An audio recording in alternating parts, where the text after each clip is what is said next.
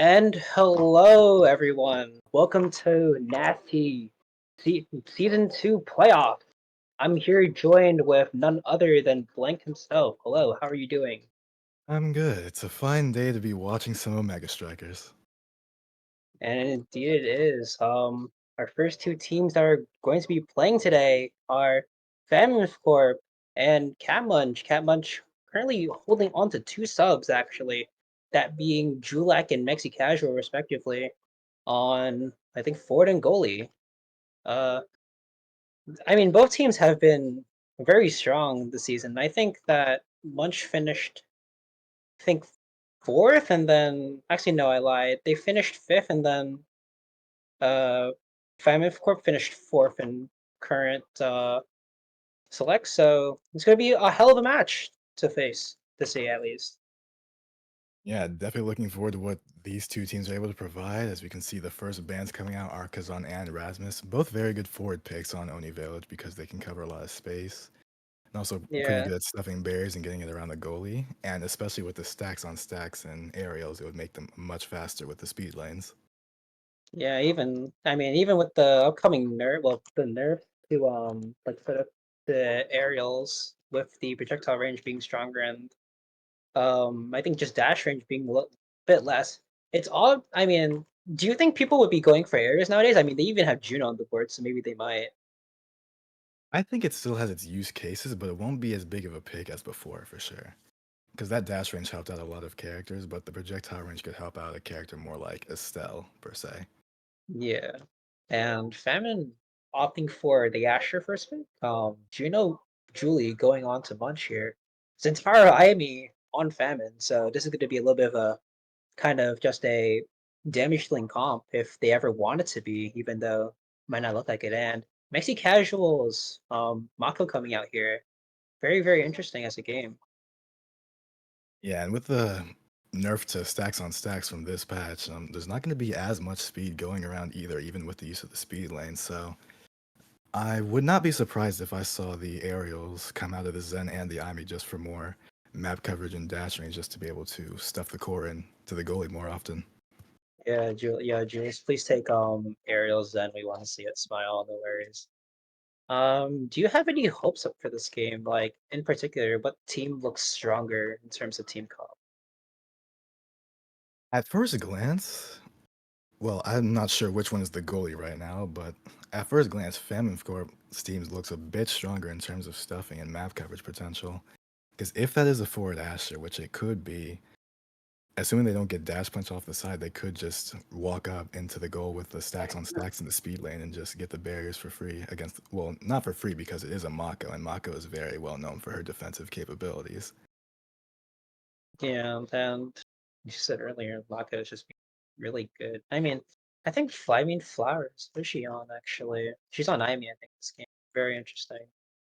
Yeah, I mean with the recent like Awakenings coming back online for Vice, we might even see a game with Vice as I don't think we've expressed the map pool yet, but our first game's on Noni, as we said earlier. Second game's going to be on Tycho, and our third game on Atlab. So we might even see a Vice pop out, if anything. They don't That decide is to a very ban it, interesting yeah. map pool. Yeah, it's going to be very interesting because we have core control map, KO map, and then KO map, and especially with what's going on this patch specifically, with how they're putting size in a lot more and also throwing into well, throwing the like like throwing it special train specialized training and then heavy impact. It's gonna be a fun time for advice mains. And you said that Flowers is on the IME, correct? Yeah, for sure. Yeah, I'm interested to see it because IME did just get a nerf today, and I have not played the game yet, so I have not been able to see any of the changes in action. Yeah. I mean hopefully it doesn't look too bad for Amy. I mean her dash range got nerfed by like point 0.5 and then her well actually no not point 0.5. It got nerfed from 190 to 185 as range and then it got a bit of a damage buff, so hey, more damage, what can I say?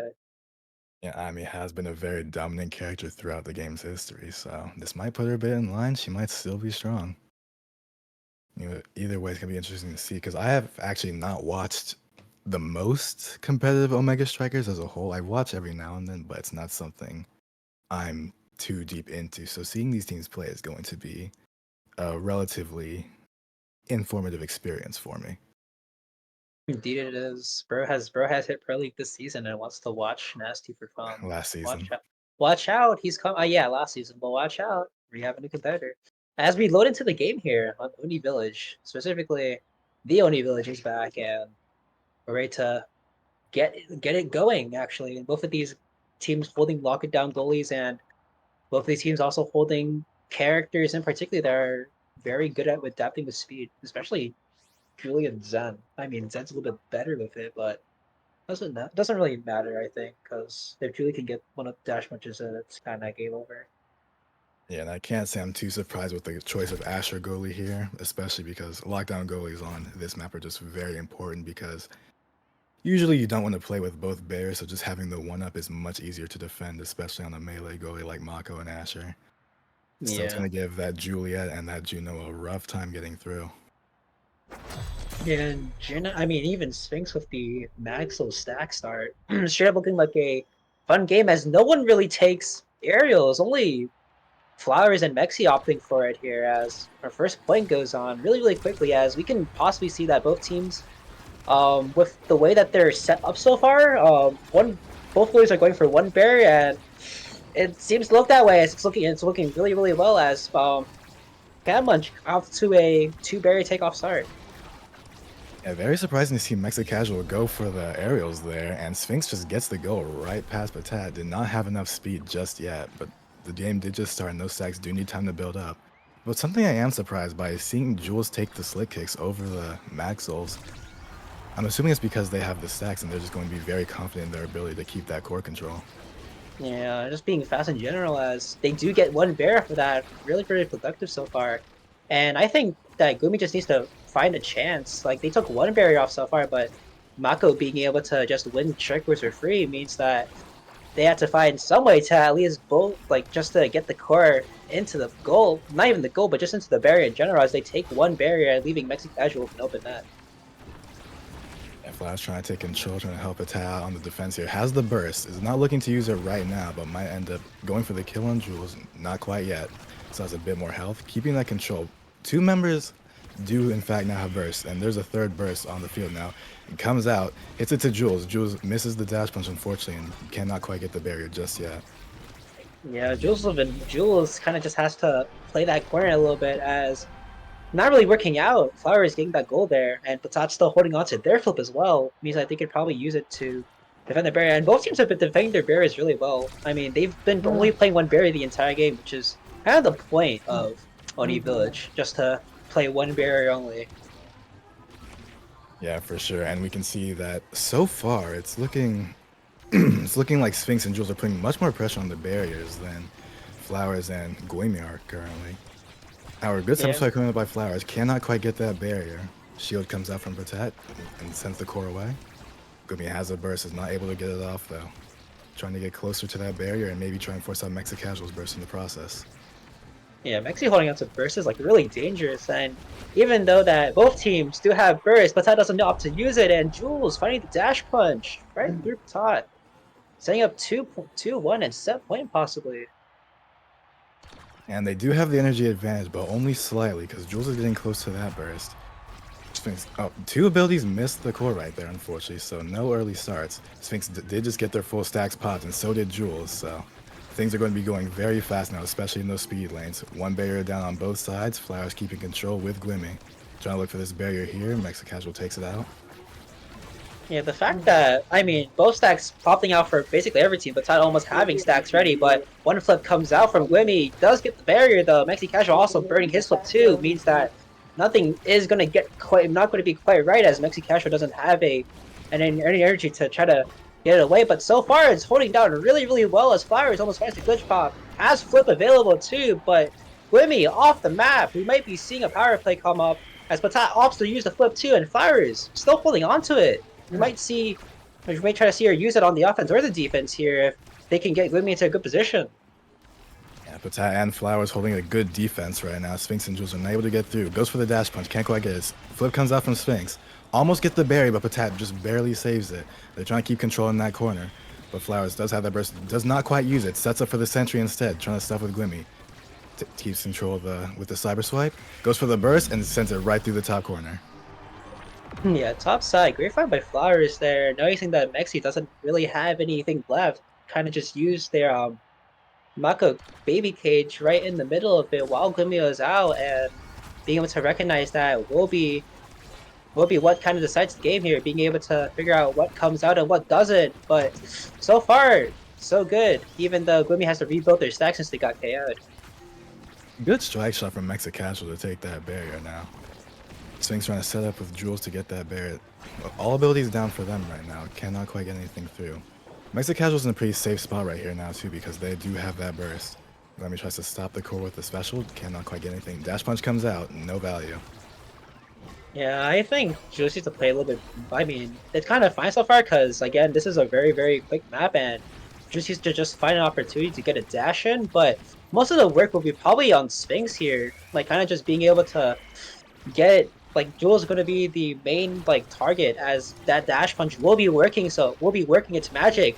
But so far, it's not really doing much as it gets stuffed out. Even Julie's ult there getting stuffed out by Pattaya. Just having Ash on your team is really, really great as Sphinx. Connecting with Jules to the top side, setting up a first set for Cat Munchers.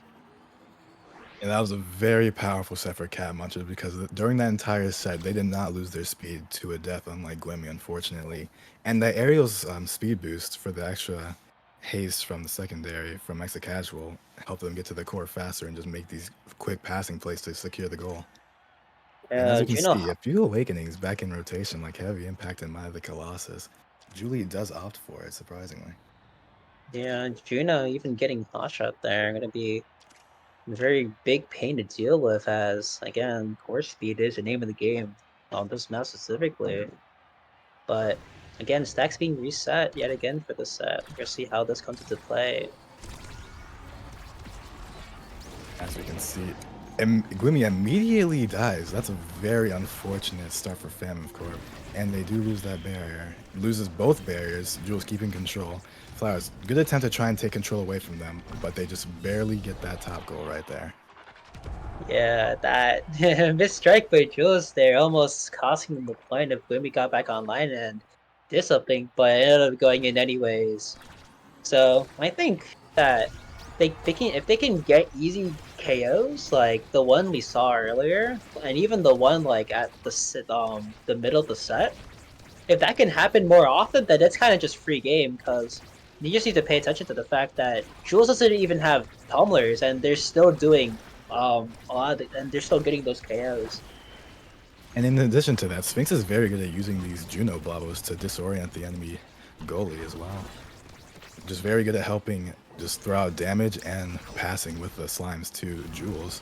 Because Jules is already almost at full pancake stacks, while Glimmy is still very low because of that early death. Yeah, it really definitely could cost them the point maybe, as Jules, what is the strike work? It's Patat there, not even opting to use flip. And we didn't get to point this out early, but Flowers also used their flip in the midst of it, meaning that they don't have, since they don't have any like actual like energy awakenings, this could be bad as Cat Munchers are up 2-0. And a lot of pressure is going to start coming out from Cat Munchers too, because very fast cores already. Almost getting that barrier. Can't quite get it, but they all almost have a burst. Burst comes out from Glimmy. Tries to secure the barrier. Flip comes out from Mexicasual. Can he get it out? They can, but just barely. Flowers got to try and help Glimmy pressure with the barrier right here. But it just keeps slipping right past them. Not able to hold that passing, the passing cutoff. Jules does have this flip. Might go for it now. Does not quite use it yet. But Sphinx is really helping Jules set up here. Flip comes out from Patat. Gets the barrier. Jules maybe looking for a burst here. Uses the special to try and stuff it in, but cannot quite get it. Patat saves it with the primary. Yeah, and Flowers looking low herself here. It could be potentially falling if they ever decide to put any damage on him, as she does fall here. 2v3 power play. Let's see if they can convert right here. Converting is good as Sphinx. Hotshot Juno. Bottom side. Pass Patat's primary. And again, Cat Munchers up 2-0 looking really strong. I think, never mind. I was going to say that Sphinx was going to be MVP, but instead it's Jules here, and oh my god, he has a lot to work with. A lot might be a bit of an understatement. You could take Big Fish for the extra size, peak performance for the extra speed, which might be the move here. But we will see what they choose. They do in fact choose Stagger Swagger for the extra speed, and probably to deny the enemy team from getting some extra speed from when they're below half health. And that hot shot from Sphinx really helped out with their barrier breaking as well. Yeah, Asher denying the 1-2 from Sphinx, trying to not let anything keep spiraling away, but Sphinx picking up more speed and Juno just having, I mean, with the immense buffs from not even like last patch, it was a while ago where Juno got her extra stagger, and it could be looking very, very grim indeed if they can get this done, if we can get it going really quickly. But so far we kind of have we just have to see if Fem and Corp can lock in here. And something I do like that Mexa Casual did was take the specialized training for the Mako. Because I'm sure they're aware of how much value Mako Special has, especially in situations where the core gets a bit too close, because it can hit the core faster and it can hit the other players harder. And Sphinx just uses this Blobbo to get it right between Patat and Flowers for the easy goal. Yeah, just having, I mean, the Asher is it's kind of getting rolled here. I think the fact that, I mean, Patak can only hold down for so long, especially if they're losing double barriers like that, a missed strike shot causes calamity. And suddenly it's match point for Cat Munchers. It's kind of scary how this has fallen to disarray really quickly. Famine Corp is really struggling to deal with the amount of pressure that Sphinx is throwing out right now, with all the Blobos and just Jules walking up on their side of the field. Special comes out from Mexa Casual, almost has a burst. But Gwimi does take both barriers, but they almost lose both barriers as well. Next schedule has a burst, does get caught by the Zen primary, albeit barely. Sphinx throws out the Bloppo, trying to help Jules stuff, cannot quite get there. But everyone on Cat Munchers is very close to a burst, so a lot of pressure is going to come out very shortly. Everyone now has a burst. Jules opting for the dash, doesn't find it though, as Patat still has their core flip ready, does opt to use it. And now Patat with nothing left, they can't defend against Jules's dash if he ever uses it, as Sphinx finding an unlikely KO there. Onto Gwimi there, resetting the stacks, and Jules finding the open barrier, gets the dash in, and it's game. Game 1, go to Cat Munchers in a convincing start. That was a very dominant performance by Cat Munchers, just a ton of constant pressure, just not allowing the enemy goalie to get a single break throughout that entire sequence. Even though Patat did have some moments where they were holding it down very well against all the abilities of Jules and Sphinx, but just could not quite have enough for them to be safe. And even looking at stats here, Sphinx just having 139 redirects just is a statement to how Juno Hotshot is just kind of broken. I mean, it's been broken, but especially on this map, adding in the fact that you have core speed against a very, very immobile Asher. Like, even though Asher can like hold it down for a while, she can't hold it down if she's unable to hit the core, and that's basically what happened there. Gamache is taking a very, very, very, very convincing lead early on, actually. Even though they're fielding 2 subs, it looks like they're best at the top of their game right now. Yes, and one thing I did notice for the side of Famine Corp, even though Patat was trying to do their best to save those barriers, they just did not have enough speed and time. Because each point was just so fast where they could not build up the stacks on stacks to get that max speed. They got it in the first set, but every set after that just fell apart way too fast for them to be able to handle. And the crucial bunch of missed strike shots kind of just meant that Patat wasn't able to save it in time and led to double barriers like we saw in set 5, basically set 5.2. Well, not set 5.2, but at least set 3.2, where one strike shot could mean the wrong, well, it could be a bad turnaround for everyone. And again, this is playoffs we're talking about. You can't really make those mistakes. And if you make one mistake, it might be doomed, as we kind of just saw earlier. Oh yeah, for sure. Everything is on the line here. But something that did surprise me that game was Jules opting for the Julie because personally I'm not a big fan of Juliet on Oniville just because of how open it is and how hard it can be to get the core where you need it to. But with how Sphinx was setting Jules up, they were just able to get barriers constantly. And there were multiple double barriers that happened back to back in that game. And I think Sphinx and Jules just kind of just meshing together really, really well led to that. And if you can mesh together in Oni Village, that's basically the game decided right there. Whoever can mesh with the team is better suited to play the map specifically. But now it's Famine's turn to strike back as their map pick is Taiko Temple. As I said earlier, Flowers being having terminal vice syndrome, Bull might actually make an appearance if it does come down to waste as Taiko Temple with apparently Demolitionist and Spark of Agility up for grabs. Yeah, it's looking like a good start. Is good on this map. Unfortunately, it did just get nerfed down to 20% size as opposed to the 25%. But the first pick coming out from Cat Munchers is the Juno. Banning X and Kazan on this map is also very reasonable, especially with how much space they can cover, just stuffing and keeping control of that core. Yeah, Munchers also. I mean, Muncher Famine opting for the Kazan and X ban. I think they're betting on Jules' Kazan, but unfortunately, Famine will have their vice pick. This is breaking news. Vice pick on Flower specifically as Gumi Patat opting for the Rasmus and Asher in particular, I think. Maybe even Asher Ford and Rasmus goalie.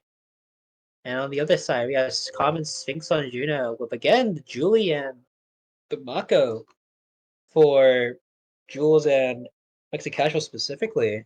Still looking very, very strong if they're able to if they're able to hit a second game here. Yeah, for sure. It still seems like that they're running their same comp from last game on Oni. And it's interesting to see a Vice because I have not seen many Vices at all relatively recently. I So seeing mean, how Flowers is able to potentially make things work here could be a very nice change of pace for this series. if they're able to crank up KOs, it might be the best for them, really. And let's see if they can let's see if they can do it.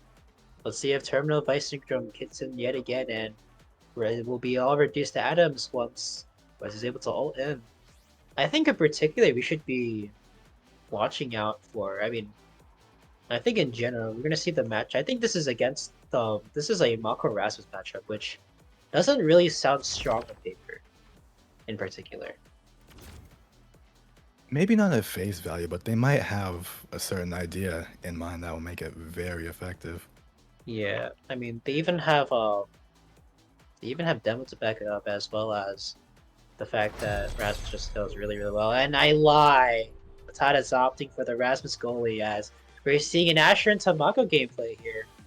With almost, I mean, one half of the field opting for the Spark of Achille while the other is opting for demo. Yeah, and one team opting for slick kicks and the other opting for max souls as well on the forwards.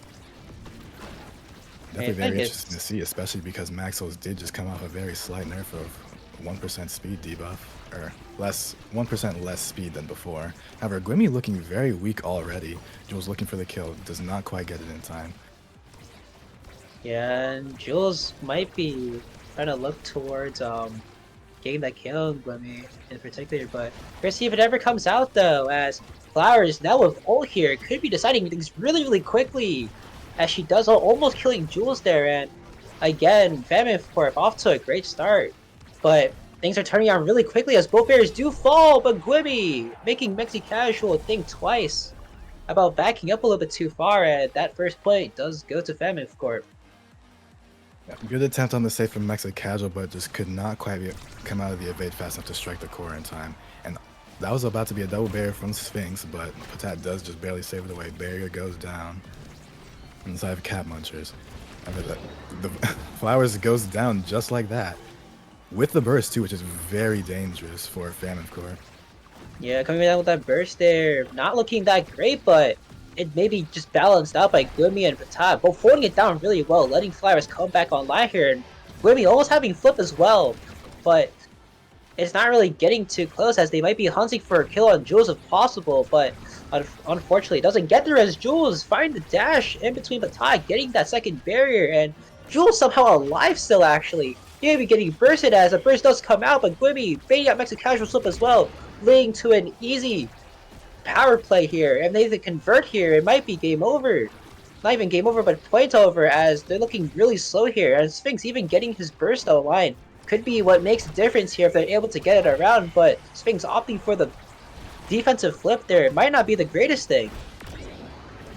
Yeah, and Jules striking back with a KO of their own onto Gwemi. However, Patat does have a burst, so scoring here could be pretty difficult for Cat Munchers.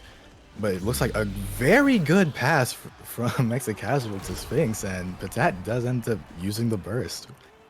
Just a second too late and cannot catch the core. Yeah, flashbacks to Season 3 Nassel right there. Bubba and Nassel using their flip as well, but I mean, it's still 1-1. It's still very close in terms of what so far we've been seeing. Like, KO's being traded out everywhere, and Gwemi looking really low already, being taken to half stagger, even close to being to 1-4, but ends up not really happening as Mexicasual does lose a barrier in the process. So trying to hit Gwemi and get her a little bit low. Yes, and Jules with the burst online, but cannot quite use it in time because the Supernova does take them out. And the Vice getting close to their burst. Good power chord into the Asher primary from Flowers to Gwemi, but Mexicasual just barely gets it out in time. Sphinx trying to hold, gets killed and punished for going too low, and so does Mexicasual for going a bit too far back. Jules trying to hold it down. Gwemi does have a burst, but will not need to use it as Patat does use the Rasmus secondary to score. Yeah, Jules 1v3 there. I mean, this is the power of Famine Corp. If they're able to find those KOs on a somewhat low staggered team and early on, they can scale on really quickly though. If Flowers is MVP of the set, if they do win the set, which is looking very likely, she could probably maybe even get one of her Abyss Awakenings, and that could really easily spiral out of control as she does have flip online. But kind of just if they are able to get the MVP of the set, it could be very dangerous, but we're going to see if they can even win first as Patat with an open net here to see if they're able to defend it for a little bit longer. Mexicasual also with an open net here. A very good bounce off the middle Taiko jump from Flowers for that goal. That was a very smart play with the burst to get that goal and win the set for them. Patat does win MVP, and we look at the Awakening draft here. Extra special coming online. Maybe will be denied by Sphinx have given the chance to, but built different again. Just Rasmus' size is very impeccable here as he does opt for it. But Juno having the Spark of Resolve too, along with agility, could mean that Flyers could be having a little bit of a harder time controlling the midfield presence. Yeah, and something I have noticed this game so far is that Famine Corp is really just bullying Jules, so Jules is going to constantly be at low or half stagger. So their game plan might just be to make sure that Jules can't play at all to prevent Jules from being able to stuff them at all. Because, as I say that, Juno gets taken out by the Supernova and the Pendulum Swing. Pendulum Swing making wonders, but Jules doing all the heavy lifting. Brawler getting it done right now as there's currently a power play. Only one barrier converted, but 2 barriers lost in the process. Second barrier does fall now, but now Gwemi almost getting the pressure off, but unfortunately isn't able to get it just yet as Jules trying to look for the KO there, doesn't really find it yet, and offensive pressure back on the side of Cat Munch. If they're able to get this in and close it out, it might be good for them if they're able to do it, but so far it's not looking that great. Jules looking very weak, probably going to die here. Does in fact get the KO from Flowers. Gwemi and Flowers looking very close to their bursts here. Mexicasual pops out this special. Cannot quite ensure that it stays on the other side though. Uses the strike shot, very good strike shot to keep it away. Burst comes out, bounces off the middle Taiko again. Cannot quite get it from last time. Gwemi is very close to this burst. They're looking to pressure, looking to finish off this goal right now. But Sphinx with a very bounce. If they're able to do it, they might be able to, but again, Juno is where it lives. Juno currently on overtime here. As far as looking low herself, might even get hit off the map if possible, having to opt for the Supernova to try to get it away, but it's not looking that great right now as Mexi opts to burn his flip too. Gwemi also using their flip, and unfortunate timing there will lose the flip too. And this is a very chaotic play so far. Patat's still holding onto their burst too. I don't know how this is going to go yet, but we're going to see if they're able to keep up the defense, and if they're able to, it might be great, but again, Gwemi not really fighting him any value as Mexi's able to just put it past with the strike shot. And a good bounce off the Taiko by Flowers once again, and this size from this Rasmus is really making it difficult for Jules and Sphinx to find an opening to score, because with the Pendulum Swing, Patat just covers so much space with how far it can go with the extra size that they're just not able to get enough pressure on him to score. And just his regular size being enough to strike it away if either of them ever try to get close. And the Yeah, whiplash right there as well. Yeah, they're kind of just looking to keep it out of the hands of everyone there. Even Batat just pushing up and doing so much work here, as both barriers do fall on the side of Catmunch. And again, it's not really looking that great. Even the Gumi's low, they might have a chance to get a score off, as Flowers might be able to get it away, but unfortunate bounce means that that point will be going to Mammoth Corp as Flowers finds the easy power chord into the goal. Yeah, and that was a pretty funny play by Patat there, just almost letting the double barrier happening, but using the burst to save it. Glimmy using the primary stuff. Very good supernova coming out by Flowers, covering that entire zone. They do get both barriers off of it. Flowers does have that burst. And Jules is looking very weak. They might be going for the kill. Flowers hits the core up, hits it to Glimmy. Glimmy is looking very weak though, so trying to play up here would be very dangerous. Heavily pressuring Mexa Casual to try and get that goal though. Almost gets it through with the primary, but just barely saved.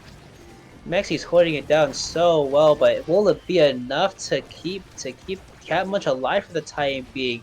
It might not look like it, but apparently Mexi Casual is having the fight of his life against Asher. But we're gonna see if Catmunch is able to convert here, and it's not really looking that great as Mexi Casual is forced to burn his evade there. I don't think he has an evade for this next one. Does get the evade now, but Jewel is trying to fish for a kill on Glimmy here. Doesn't really find it though. But I don't think kill is what you need if you need to really win it. But Patat, I don't know what happened there, but they pressed ult, sent it right back to them, and lost the strike for free.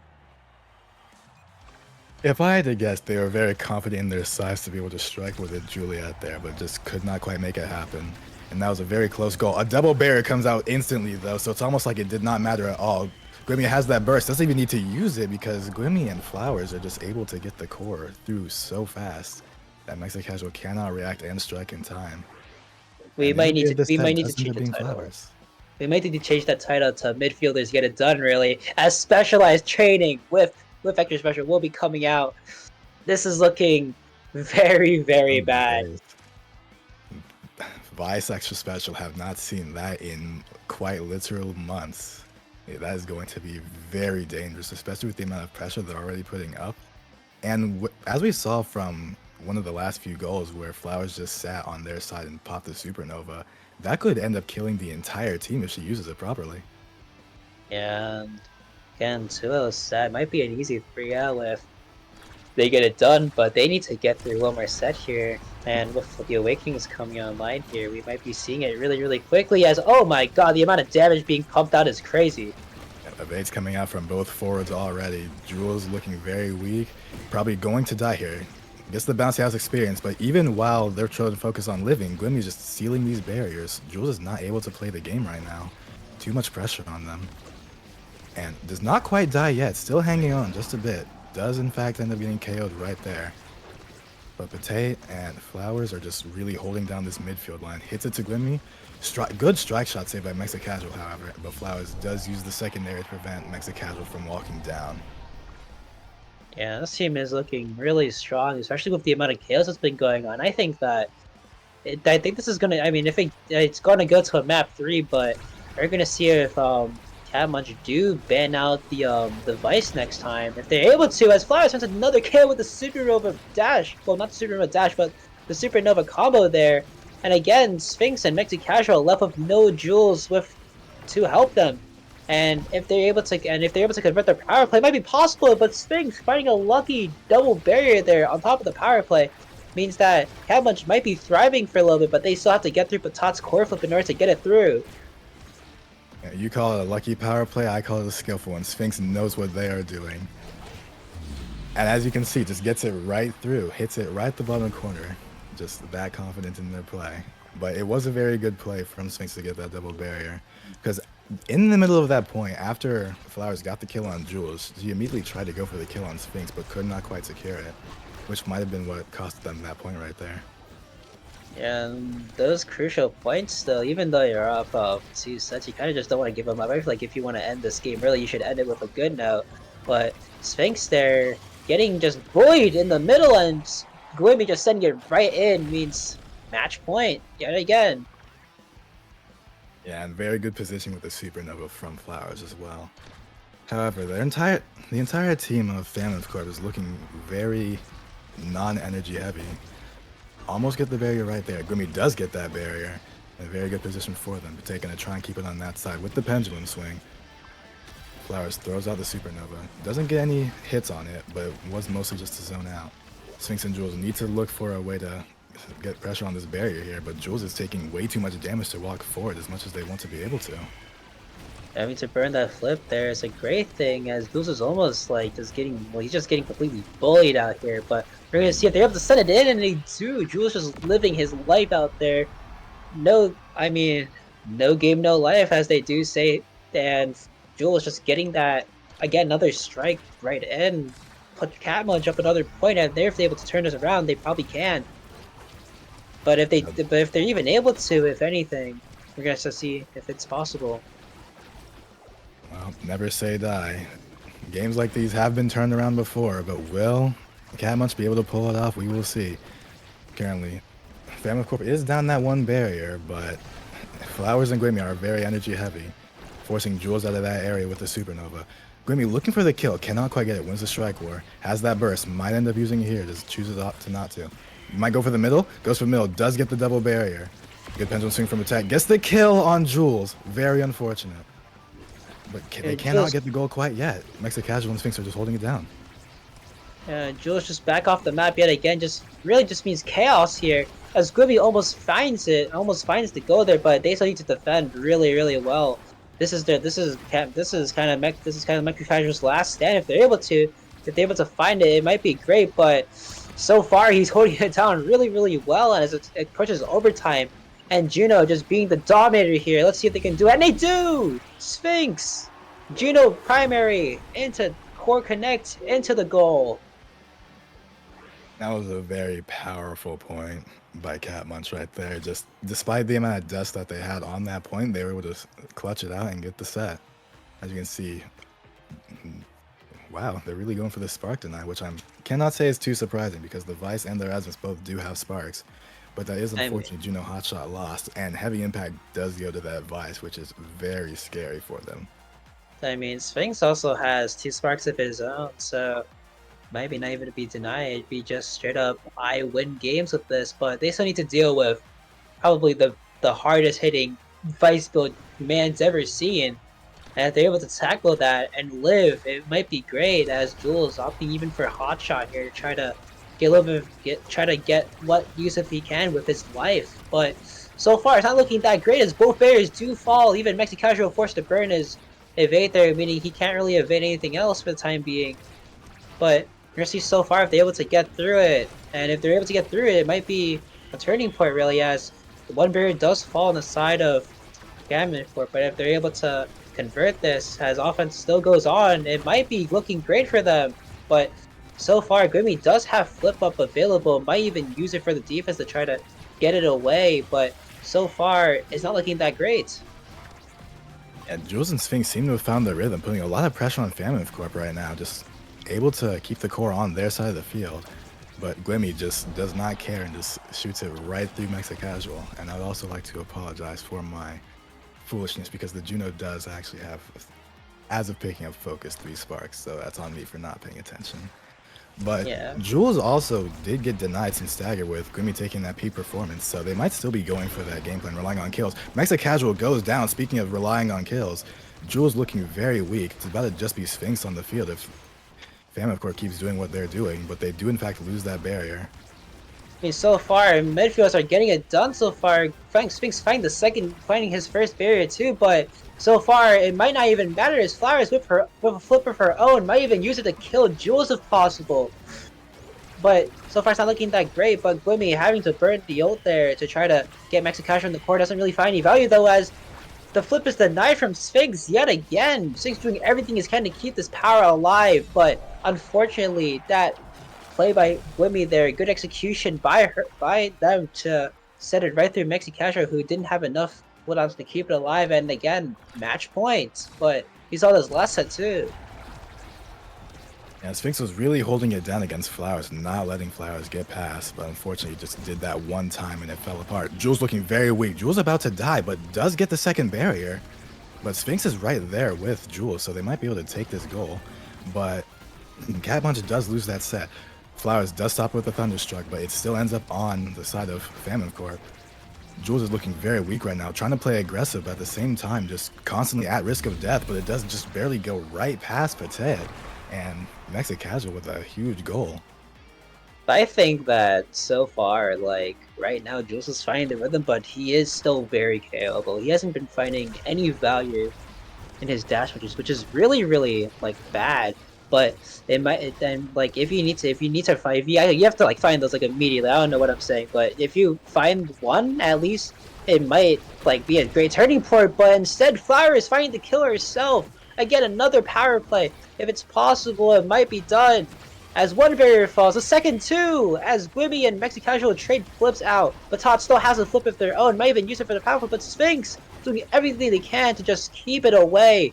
And again, Jules and Todd left in the 1v1s, now a 2v1 as Flowers burst in front of the flip, and also Batat using their flip too, but again, they have to coordinate really, really closely if they want to get this point over with, and if they can't, it might be slowly looking doomed as finally Jules is knocked off the mat, resetting their stacks, and again, 2v3 power play on the side of Famine Corp. If they can do it, it might be game 3 if they're able to close it out. Sphinx getting very close to this burst. If Mexic Casual and Sphinx can keep the core alive just a bit longer, Sphinx might be able to score a goal here with Jules. They do keep possession of the core. Core is going very fast right now. Uses the flip, sends it out, cannot quite get the goal right through. Bounces off the middle tackle jump. Jules might be looking for a goal here. Cannot quite get close enough to secure. Patat heavily mispositioning Jules, but it seems like Wyoming is just going to try and keep control as much as they can. Yeah, it's looking really, really strong right now. Flower is almost, well, getting really low herself, has to back off for the time being, and if Sphinx is just able to get it through once, but no, the midfielder is gone!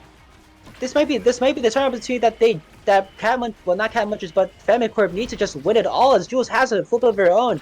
Might be using it possible, send it to the top side, but Rasmus Size is keeping it going for a lot longer than they would anticipate as Sphinx comes back online, but Goodman will flip over almost of their own if they're able to get the kill. They do Oh find the my. kill too. I don't even know why he should decide to walk into that, but still, so far, it's looking like a really heavily damaged KO game. If they're able to get it, and they do, it's on the Ooh, that horizon was right now. terrible. If they're able to find this reverse sweep total, it might just be doomed. Catmunch has decided to lock in, and they are really performing out of their minds right now. I say as they do lose that barrier, however. Oh, Supernova does come out. Very rough situation. Sphinx does go down, and might have caster curse that, but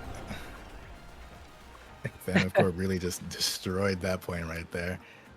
Flowers realized Yeah. she had that burst and just immediately knew what she had to do with it. Just keep it on their side and use the Supernova. Yeah, Sphinx dying there was very, very unfortunate there. I mean, midfielders get it done. He was holding, I mean, both Mexicasual and Sphinx were holding it down so well. And again, Terminal Vice Syndrome strikes yet again. 9 KOs. Flash is doing all the work here, as maybe it's what they need, but again, this is going to a map 3 here on the Atlas Lab. Another very, very, in my opinion, KO heavy if they're able to get a lot of damage going. Yeah, that was very impressive performance by both sides, honestly. Because Catlin's really, despite how much damage Famine Corp was doing and how many KOs they were getting, Catmuch just held on to that core control, was able to get these goals, and almost did bring it back to a set 5, but just could barely not get it out in time.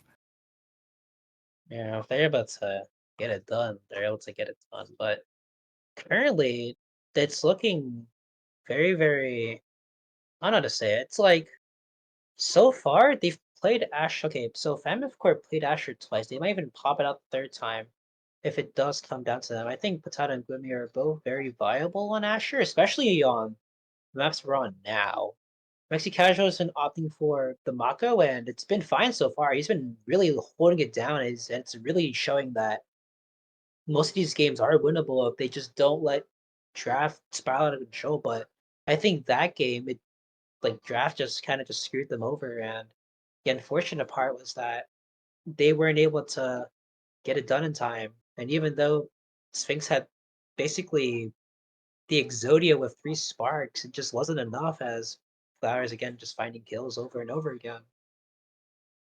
Yeah, the draft was basically handed to Flowers right there. It just set her up for the freest, most powerful Vice build, and it's just the first day of the patch. But even with that, Sphinx almost did get every spark because each spark was in each draft after the start because it did start with Spark of Agility, if I remember correctly. And then Yeah, so each subsequent draft did have another spark in it. Unfortunately, could not build the Exodia completely, which was denied out by the Asher. But not the Asher, the Rasmus. He took the Erasmus. yeah, he took the Strength, Spark right? of Yeah. Strength. Oh, yeah, Spark of Speed, I think. Not Spark of Speed. I think it was Spark of Strength. Yeah. Yeah. Almost able to build that Exodia. And something they did do was just deny Jules' health. So Jules was constantly weak. And had they brought it to a fifth set, Jules might have been able to get Stagger Swagger, but it never showed up. So their survivability was constantly put at So risk. Stagger Swagger did show up. Stagger Swagger was denied by Wimmy Oh, right, there. it was They, denied. yeah, Yeah, yeah, you're they right. had peak Yeah, performance yeah. and yeah, just in general, very, very heavy as first bands come out here. Atlas Lab looking very Atlas Lab y as Monumentalist peak performance is on the Manu board Peak. for the starting awakenings. Again, I think Jules is just being banned out completely. The Cosmon ban happening 3 times in a row. I think they're just, I mean, if it works, it works. Kind of just forcing Jules onto a bad pick almost. I mean, I'm not saying their Julie is bad, but they're kind of just bullying the Julie. I think they found the rhythm in terms of if we bully Julie, then we bully Julie and it's GG's. Yeah, it's probably more so just forcing Jules onto a pick they're not as comfortable with as the Kazan. Yeah, But definitely intrigued to Munchers. see what comes out here with the Monu and Peak. A lot of creation characters could come out. Might end up seeing an Atlas. Could potentially see a Now, which would be kind of unfortunate for every side, but we'll see what Yeah. happens. Juno still comes out. Juno being denied. Well, actually, not even Juno being denied. Juno being taken and Jules, not Julak. Jules opting for the, I think, Asher Ford. Might even go back to the Mako like backline, and the Mako backline's been proven to work. Like Maxi has been holding it down so well, but Glimmy also opting to play Julie forward instead of Asher forward here. But doesn't really matter as the now pick does come out for Flowers. We're gonna see who that last pick will be, and it might just be a. I feel like, I mean, I don't really know these teams much, but if anything, they could probably come out with a. Never mind. I was gonna say they could probably come out with an eject start if they really want to keep core going, but they do opt for the Atlas. Having that Monumentalist on their back will be very, very impressive and be able to hold it down better. Yep. Cannot say I'm surprised by either of these picks with the Asher and the Now, or Atlas and the Now, forgive me. But even the Mako does come out from Cat Munch, as expected. But even despite Monu being there, there's no guarantee that they take it. It would help, but they might end up opting for more speed with the peak performance as opposed to the size of creations with Monu. Yeah, the fact that Mako does come out here again just means that. I mean, I think Mexi's just very, very comfortable on it, but I don't know. It feels awkward in particular just because this. I mean, the starting wakings for Mako do feel very, very out of place. Maybe, but not entirely because that peak can help with some extra speed. Now, Monu more than likely would not be a benefit but a detriment to what they're looking to achieve with specifically the special, especially if they're trying to use it for forward pressure. And even trying to use it in And the goal to prevent stuffing, it would just leave too much open space. So it would basically guarantee that the barrier is taken as long as Famine Corp has the materials to do so. yeah, surprisingly, I mean, not really surprisingly at all, as Flowers is opting for the now pick, but again, that Vice had really great showing. Unrelated to this, I think Vaughn mod stocks might be going up, like probably zooming at its peak right now. Get to hear boom, like bam, thundershock, bam, power chord, and then just screaming in the camera. It's fun. No Or an worries. original comment. Wonder where you got that from. Hey, I'm not even looking at anything. I'm literally looking at game. I don't know what you're talking Sure, pal. about. Yeah, the Atlas Uh, goalie does come out from Patat. Interested to see what Awakening they take, because they could opt for the Strike Shot for the extra range on the primary, or they could go for the Mom Boots for that extra speed. yeah, I think this is a. I mean, if anything, this looks like an Atlas, but it's an Atlas strike shot angle. But hey, I mean, both teams opting for different starting gears. Fire is on the Maxwell's and Sphinx back on the Juno yet again. This is the third time Juno's been on, and they also have Slick Takes yet again with a great start. So let's see here if maybe one of these teams can turn it around for the better. Yep, early Barry going down for Cat Munch, and something I have noticed of the team comp of Famine Corp is that they do have a double healing comp, so under most circumstances, Grimmy should not be dying at all unless they get killed by knockback, but Grimmy's stagger should almost always be above half, if not full. Yeah, it's looking very it's looking very calm so far. This match hasn't really been going too out of like control yet, as both teams are putting up impressive redirects and just getting the core out of their way as almost as barriers, well not barriers, but eventually the energy will come up as Flyers is the first one to gain their flip, does flip it out on the defense as makes it casual. Thankfully doesn't get his barrier taken, but does miss his strike shot, which is unfortunate.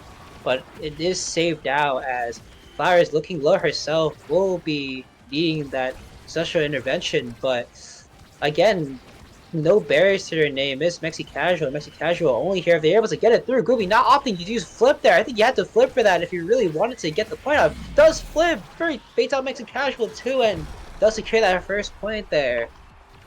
That was a very wild point because I'm not sure if I saw it right, but Jules did bait out Patat's strike, but just didn't hit it into the barrier for some reason. I'm not sure if I saw it right, but I think that's what happened, and it might have ended up costing them that point right there. But move on to the second one. Sphinx and Jules both do have their bursts, while Flowers and Patat are still not quite there, but getting close enough. Jules does take that first barrier, is going to be looking for that second one. Blows up the black hole and hits his teammate in the process. But flip comes out from Sphinx, cannot quite get it. Jules does have this flip, and now Sphinx is probably going to try and close in to get it, but does not quite get that barrier. And Jules using that flip in a very untimely spot there. But again, the passing plays by Cat Bunch, we saw this in Nomi Village and even in Taiko Temple too. They've been working on it really well, and it's basically shown how good they are with their comps. But if they're able to find the second barrier, it might be what's looking forward to them as far as does have flip ops to use it. But Sphinx yet again just being the power midfielder himself just denies Flowers from that. And yet again, it's back to no barriers for Mexi Casual as again a mistimed just mistime in general just leads it to not being really that great as Jules knocked off the map too. And Patat even having core flip themselves, they might even use it for the offense if they really need it, but it's not looking that great so far as Gloomy just sitting on top of Mexi Casual like they basically did for the first two games. Yep, Grimmy trying to get it through with a dash, does not quite make it in time. Sphinx is keeping control. Has to try and feed it to Jules here for that goal. Jules does send out the primary, but cannot get it past the Atlas. Sends it up top. Trying to keep control, but the side of Family Corp does have two bursts here that they can use for defense or offense. And Patat and Flowers are really holding it down, preventing Jules and Sphinx from getting much space. Very good primary coming out from Mexi Casual from cross map, even getting it past Glimmy for that goal. Yeah, Glibby just sitting on top of Mexi there. Unfortunately, wasn't able to be in the way of that primary, which is unfortunate. But Glibby might be fishing for a KO here. I even called it too, but doesn't find it though. Jules beating it out the way, but two flips, even three coming out for Famine Corp. They better be using these really well. It does use the first one. The Mexi Casual opts to use his own, but that's basically left with no flips. But a one strike where means that Patat has no barriers to fall, and that point will fall again to Cat Munch. Just in general, these Cat Munch in general is looking really strong despite having subs on the field. And that was a very good special coming out from Mexi Casual to keep the core in Jules' possession to help that goal come through. Now Sphinx is trying to get the top. Glimmy looks for the dash punch, but just barely misses. Might have ended up using the burst had they caught Sphinx, so it might be a good thing that they did. Sad Boy's angle, but cannot quite save that barrier in time. Sphinx does win the interaction and does get the second barrier. Glimmy's going to look for a kill here, but Jules might have gotten saved by the knockback from Flowers' primary. so they didn't end up dying there. Lucky for him, that's pretty good as they're still alive for the time being, but again, they need to pick this up. I mean, Famicom needs to pick this up quickly. Like, even though they have Atlas and now at their back and won't be dying anytime soon if they're ever like just dumped by Jules. But again, you kind of need to win these interactions quickly, or else Batat will have that core flip available. Possible, and will be finding an unlikely KO onto Sphinx though, leaving a power play open on the board. Batat with flip and Flowers coming up on their third bar here. Jules and Mexicasual basically defending for their life right now, as a point going down might not be good if they want to end this quickly. But again, hotshot on the table. Well, not hotshot on the table, but overtime on the table here. Looking really, really good, but Gloomy getting a bounce right to her and sending it right past Mexi. Secures a set at 0.5, basically. That was very good from Famine Corp. Gloomy was ready for the jump from Sphinx and just got the free dash punch kill off of it. And so now it's just time for Famine Corp to just apply pressure. Gets the Sad Boys angle, but cannot quite get the second barrier, unfortunately, even though it's in prime position. Flowers looking very weak right now. So I think this is the first time we've seen the Celestial Intervention come out. Gloomy finds the KO, very powerful right now. Sets up for the power play. Has a burst, and Patat is looking to help stuff. Burst comes out. Does not quite get it. Mexicasual does strike away. But Flowers walks into the black hole and does make them lose their barrier, but Gloomy just does not care and takes the barrier back for them, essentially. Flowers this is very weak. Jules trying to apply pressure. Yeah, this is like the second. I mean, this is the second time actually. They used it once before to get Flowers out of that, just out of stagger in general. But saw using that flip for herself. But Sphinx coming up on flip himself too. Might even use it as it's possible that he can get it. Does get it off the orb, but let's even keep for the time being. Like currently, right now, if they're able to get it through, it might be bad as Sphinx is blocked out of his core flip by Gloomy using her ult there. But let's see so far if they're able to keep it going. Overtime coming online there. Jules opting to hit it right into Batat there. I think that was a free goal if he was able to hit the top side, but apparently it's not looking that great as Flowers with the redirect. With the perfect angle too, sending it past Sphinx and Mexi yet again to secure a set for Famine Corp. Famine Corp is having very good coverage and stopping power with both the Now and the Atlas having Monumentalist on their secondary, and the setups from Flowers' primary drones are really helping with Gloomy getting those barriers. As you can see, 1-2 punch on the field does get denied, but Flowers does get those stacks on stacks for that extra speed because she is moving very fast across the map, and she'll just be able to cover that much more space to help Gloomy take these barriers and the goals. Moving fast enough, and if they're able to keep this going, like just in speed in general, if they're able to pick up more speed awakenings, even though speed's not looking the best right now, it might be looking really good for this game if they're able to keep it under control. But again, in general, Sphinx having 1-2 punch, even though it's not like a really great awakening for Judah to have nowadays, it's still very, very useful as one barrier does get taken away for Famine Corp, and an unlucky strike for a win from Jules will take that other barrier. And then also in a primary also coming through means that that barrier will fall, leaving Batat again with an open goal box, but we've seen before that they're able to hold it down really well, so it might not be going down anytime soon. Yeah, and Jules is moving very fast across this map because they just picked up that Sparkle Resilience, which did get buffed, and they have the peak performance, so just so much stagger, so much speed. Still taking a lot of damage though. Sphinx trying to help with the goal. Throws in the slime, does not quite find anything. Oh, stalling core, very good play. Keeps it away from Gloomy, so Gloomy cannot stuff Mexicasual, but goes right back into their hands. Flowers throws out the burst, hits it up top. Gloomy does end up taking the barrier.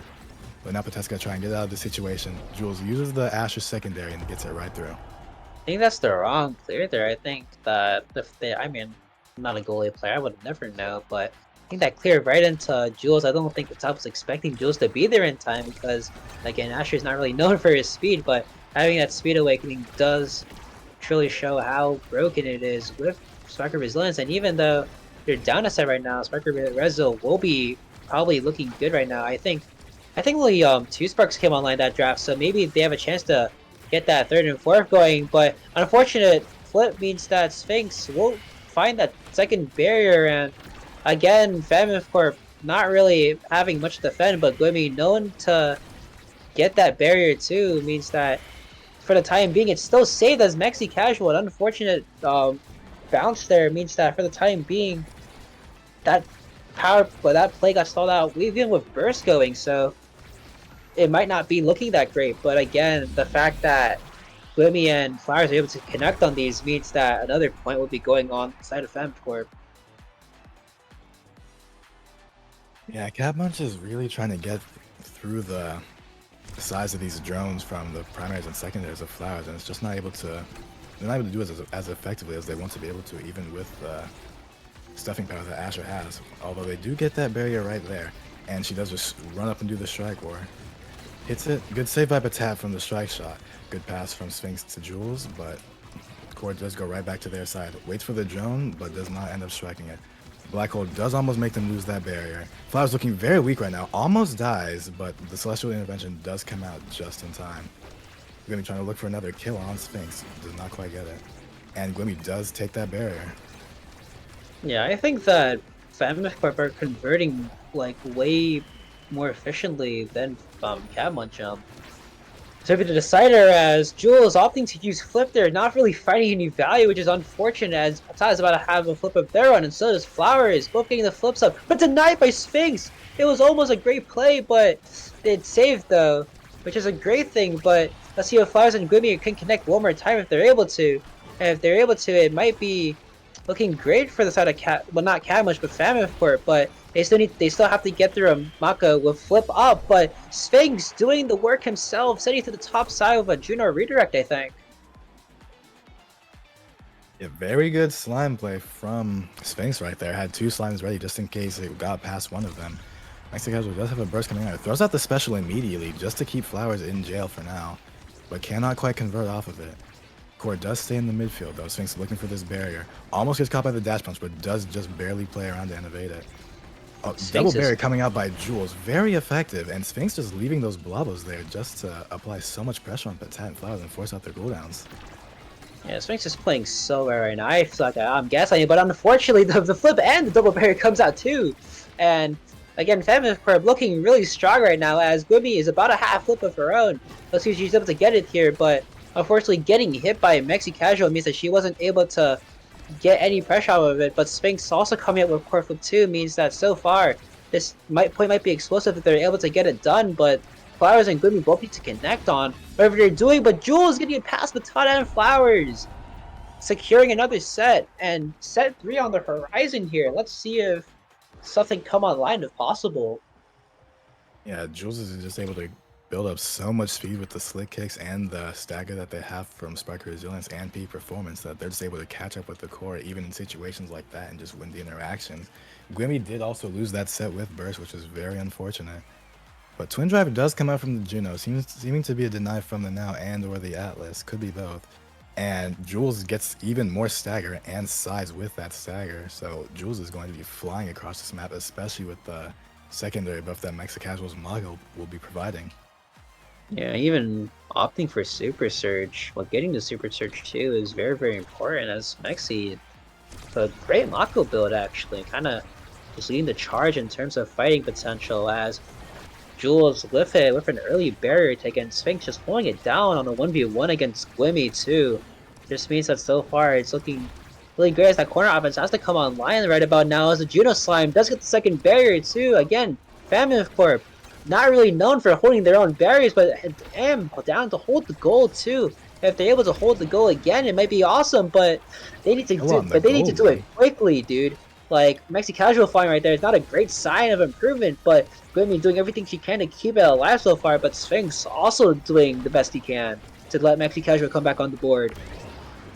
A very unfortunate death there by Sphinx too, just got caught by the lightest tap of the Now primary. Glimmy has a burst, cannot quite use it yet, is not in the position they're comfortable with, but does get the kill.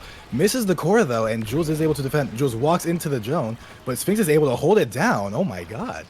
Sphinx really keeping control right now, but unfortunately does just get barely past. But Glimmy messes up the combo.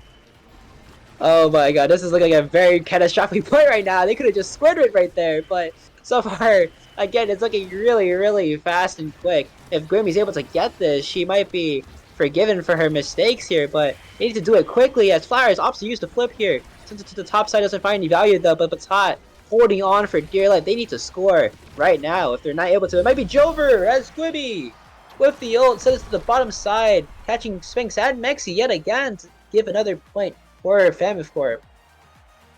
That would have been a very disappointing goal to have not gotten on the side of Famine Corp. About several missed goal attempts there, but they did end up finding it after a lot of hard work. They were just stat padding. We can chalk it up to that. And that fight might be the great term as Jules finds both barriers too. Unfortunately, Patat still has their flip up too. Patat kind of just saying, "Nah, we don't need barriers. We have the power of Atlas." But let's see if the power of Atlas is enough to keep this going. We've seen it for 2 sets already, but let's see if they can keep it on for a dirt as Jules with flip up. Somehow Gwibby with the redirect too, stunning Mexi, getting that second point, and Famine Corp are just leading the charge yet again. Yeah, they're just running a train on them right now. Just Gwimmy is able to get so much pressure with the support from Flowers, but as I say that, they do get double barriered. And Patat does have this burst. Gwimmy blocks the strike shot to prevent the core from going back. Very good play. Almost forces out Mexicasual's burst with that punch there, because if that had gone any further out, Mexicasual might have needed to use that. Jules, Sphinx, and Mexicasual, everyone on Cat Munch is ready to use that burst if need be. Gwimby getting close. Patat saving theirs. Might need to use it here. Does not need to. Core just barely goes around. Gonna try and keep control. Uses the black hole for the dribble. Jules and Sphinx really closing in on Patat right now, though. Burst does come out and just barely gets it out. It's all about Jules here. Here's the flip there. Gwimmy opting to use the flip herself, and again, Cat Muncher's up 2 flips to none. Even the Energy Awakening's on the side as Sphinx uses the flip on the defense there. And having to keep it away for the time being is crucial here, as they haven't been fighting any value. Mexi forces to use the flip as well on the offense too, to kind of just deny the fact that Sphinx did use their flip on defense. But again, Famine Corp trying to up the pressure yet again. If they're able to find the second barrier too, and Mexicasual not really finding the right clears in time, and it's back to 2-0. Gwibby with the dash, and does find it past Mexicasual yet again. Famine Corp taking a convincing 2-1 early point lead, and in this game 3, very important. Yeah, after that first point, they decided to lock in, and here we are now. Among Titans is back in the draft, but they're going to opt for that deny on the hot shot from the Juno, which is a very fair play, especially when it comes to those dash punches, because the core can just go so much faster past Mexicasual. Evade to clear that they might not be able to catch it. Yeah, and Juno opting for rapid fire too. Kind of just unfortunate is now opting for the Among Titans rather than Timeless Clear to give herself even more of a buff. I think just to give Julie a little bit more of that size, as well as having the Mighty Colossus online as well. Very, very important, as again, this build is looking just incredible for Atlas right now. Having Citrusine as well as Monu and Missile Prop too just means that that barrier will be holding for the time being, and even the goal for the time being, as that Atlas secondary will be massive in size. And those primaries are also going to be massive in size, because they're just going to be able to travel across half the field if used properly. We're going to be looking to close on Mexicasual. Hits the Sad Boys angle and does not get that barrier. And Mexicasual really holding it down right now. Jules and Sphinx trying to close in and convert, but Flowers keeping it away. Good hits on the walls against the side of the Cat Munch, but they do end up getting that barrier. Jules does look for a KO. Passes right up to Gwimmy just for the free goal in that top corner. Jules and Sphinx are not able to stop that play. Yeah, Flowers and Gwimmy locked in right now. Gwimmy also almost with flip too. Might even use it on the offense if possible, but we're see if that actually comes to fruition here. But right now, they need to deal with getting both barriers down, not losing their own, as Patat loses one of their own barriers. Looking very, very dire here, as Jules and Sphinx have to find something to even out this game. They have to find it immediately, as Gwimmy finds the KO too, getting him stunned as well, but they need to find this power play immediately. If they're able to get it through, it might be doomed, but they're having so many chances. They find one, but are they able to find the other? They aren't able to find the other as Sphinx comes back online. But still, Patat just holding it down right now. He has basically no pressure, and if Patat's able to keep this up, they're able to get core flip as well, and core flip on Atlas is just convincingly bad, especially with the fact that you have so many cooldowns alive from not being touched for too long. And Jules and Sphinx are really trying to close in, but Flowers with the speed from that secondary and just being able to keep the core away with the size of it is just not allowing them to get close. Like, once again, right there, just keeps it away. Jules is closing in though. Secondary does come out. Gwimmy tries to look for that punch into burst combo for the KO, but cannot find it. Sphinx is trying to keep it on their side though, trying to play forward while Jules is looking a little bit weak. But Patat still just has this burst, but it does come out right there. And back in overtime yet again where Juno does thrive. She is getting red core off of just hitting it over and over, but we're going to see if Famine Corp can lead the charge once more as they're just defending for their dear life right now. That barrier is still somehow standing as Flowers does have Flip herself. Might be using it if possible, trying to set up Glimmy for another play. Obviously use the Flip, does, and Glimmy getting the kill on Mexi Not like that. Casual. It is not looking that great right now as if they're able to find another power, if they're able to find this power play convert, it'd be great as a missed strike by Patat will mean that that barrier will fall. And Mexican Casual coming back online might be a great thing as Sphinx is currently on 1/4 stagger. Let's see if we can get it, and they do! Flowers just Sphinx, barely lost the Midfield interaction. Mafia. That was an insane play. Flowers moving around all across the field with how much speed she has from all her Wakis, but just lost the interaction to the Blava, was not able to get it back to the side of Catmunch, so they ended up taking that goal. So their dream is still looking a bit alive, but Glimmy does hit a double barrier, which is very dangerous. Catmunch is in a terrible spot right now, as Patat still seems to have their secondary up. Jules trying to misposition them. Strike shot does come out, cannot get that second barrier in time. Jules finding that first barrier too, looking very convincing, but we've seen it once and we've seen it again. Jules almost saved by now secondary stun there. Well, not even light stun, but just the light hit in general, just saving them there. But let's see if Glimmy with Corva can do something here. Mexican Casual forced to burn a flip of his own, but Glimmy still has flip up, not even forced to use it. Let's see if he can get it again, but it's to see if Flowers can connect on Glimmy yet again. Just the passes in general have been very, very outstanding so far. As Jules first to burn the flip himself, doesn't find any value though. Sphinx still has flip too. And again, just Glimmy in a 1v1. Let's see if she uses it. She finds it, and the top side is just wide open. Glimmy, match point for Famine Corp, and they could possibly move on here. Yeah, very dangerous for Catmunch right now. Sphinx does have this burst. Could use this for a disgusting double barrier. Cannot quite get that one though. Glimmy does go for that kill. They do lose the barrier to the black hole though. Flowers and Glimmy providing a lot of pressure right now. They might even get this goal right here. Flowers is just moving back to help Patat right now. They do save that barrier. So many abilities coming out right now. The core is moving everywhere. But Jules and Sphinx holding down this midfield line for the time being.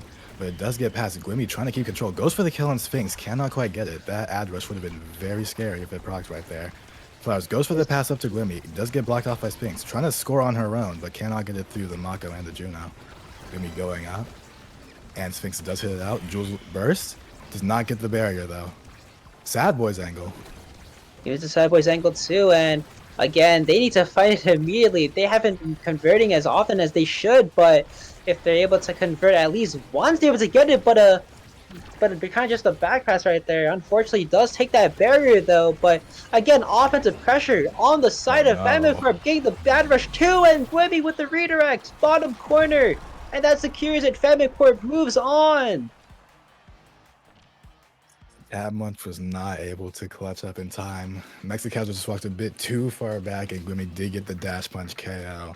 And even despite that, Patat and Flowers still had a bunch of resources left available. Patat had that burst had it ever gotten in a dangerous situation for them. And I guess they just felt too pressured that Mexican walked a bit too far back for Glimmy to get that KO.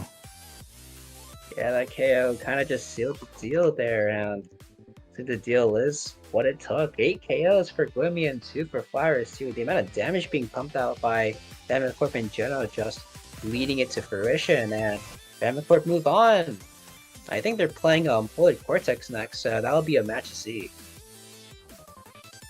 Very impressive showing by both teams though. Munch had in the first game, but it was still a very, very good performance by them through each game. And even when it looked rough, they were still able to perform under all that pressure, just not folding at all, keeping high spirits. That's what it takes to move on, but apparently right now, Famine moving on to play against Polar Cortex, I assume. Yeah, they are playing against Polar Cortex. And Denny been kind of just number 1 seed versus number 4 seed, ready to go, but anything left before we head out and to a little break before our second game? Omega Strikers is a great game. Mech Strikers is indeed a great game, as GG's to both Famine and Catmunch. Unfortunately, that the game has to go to fruition, but we'll be back after this break. Yeah. Take care, everyone.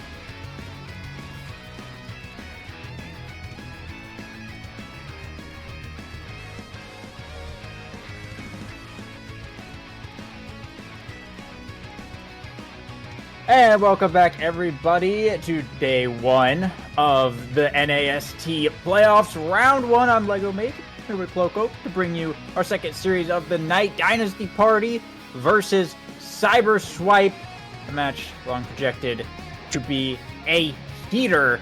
We're starting off game one here on Taiko Temple. Cloco, give us the rundown. What are we expecting here in this matchup?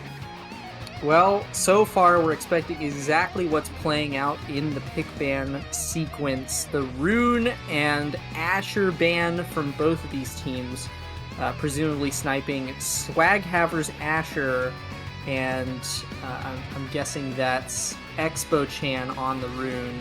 But she won't be on the Rune this game. It's an Octavia pickup for Dynasty and Rasmus for Cyber Swipe. There's the Aimi, freshly nerfed. You know, Lego, this is actually pretty exciting. We are one of the first competitive matches on the new patch.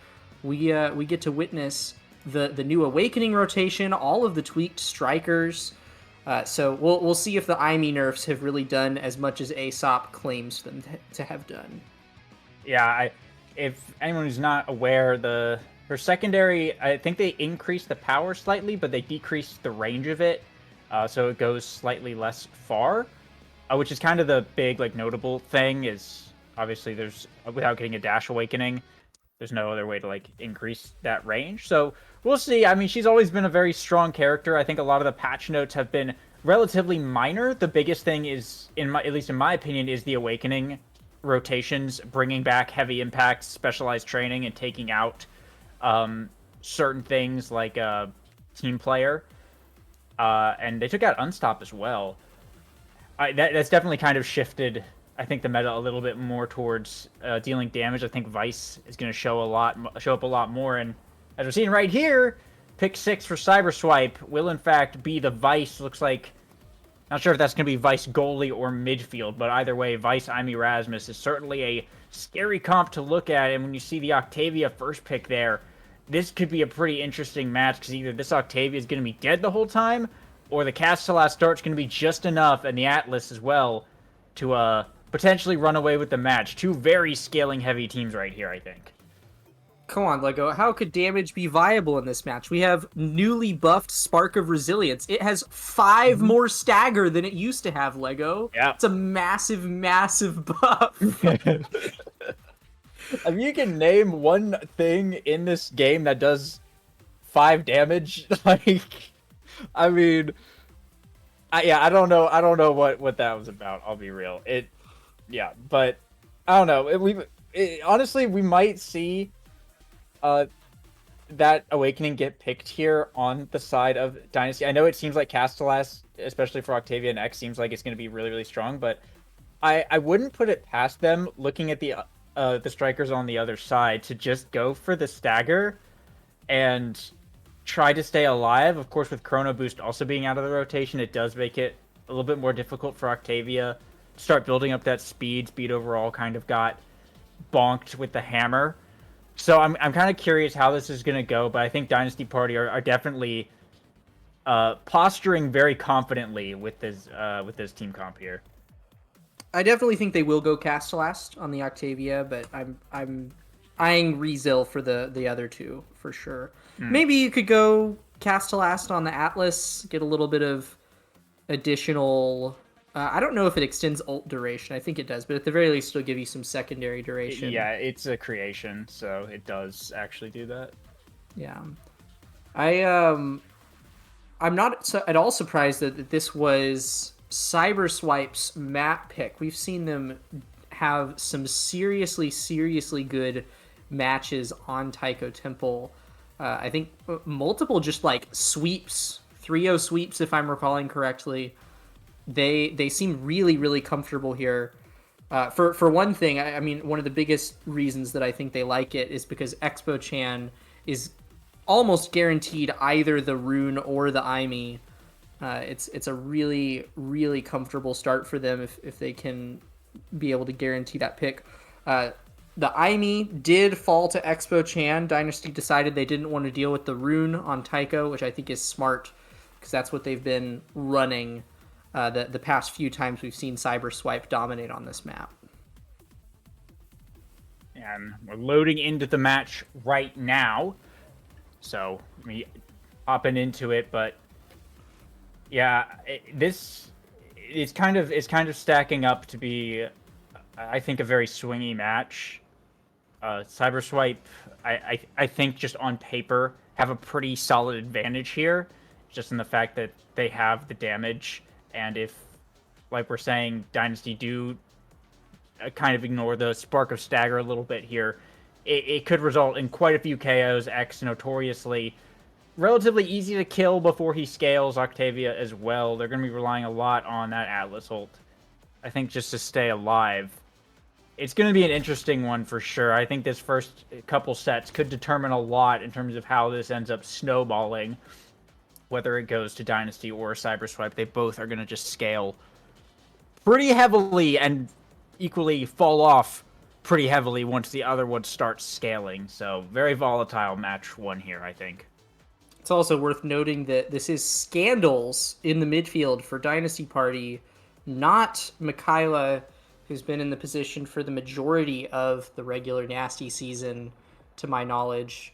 So little bit of a newcomer on the Nasty field, but certainly no stranger to dominating on the Core Strike field. So Scandals back on the team is definitely going to be a force to be reckoned with. Tycho Temple is certainly a less popular pick for Octavia, but if anybody's going to make it work, it'll be somebody like Scandals. Yeah, and all of Cyberswipe here going for the Spark. No surprises there. Asianator and Scandals did, in fact, pick up the Castellast. And Swaghammer, though, opting for the glove, the Vicious Vambrace, instead of any speed forward gear there for the X. So looking to try and stay alive, and we'll see if that ends up paying off here. Barriers down for Dynasty Party, though, as Scandals doing a good job of keeping the speed up, but currently having to get this core away from Zoe the Witch.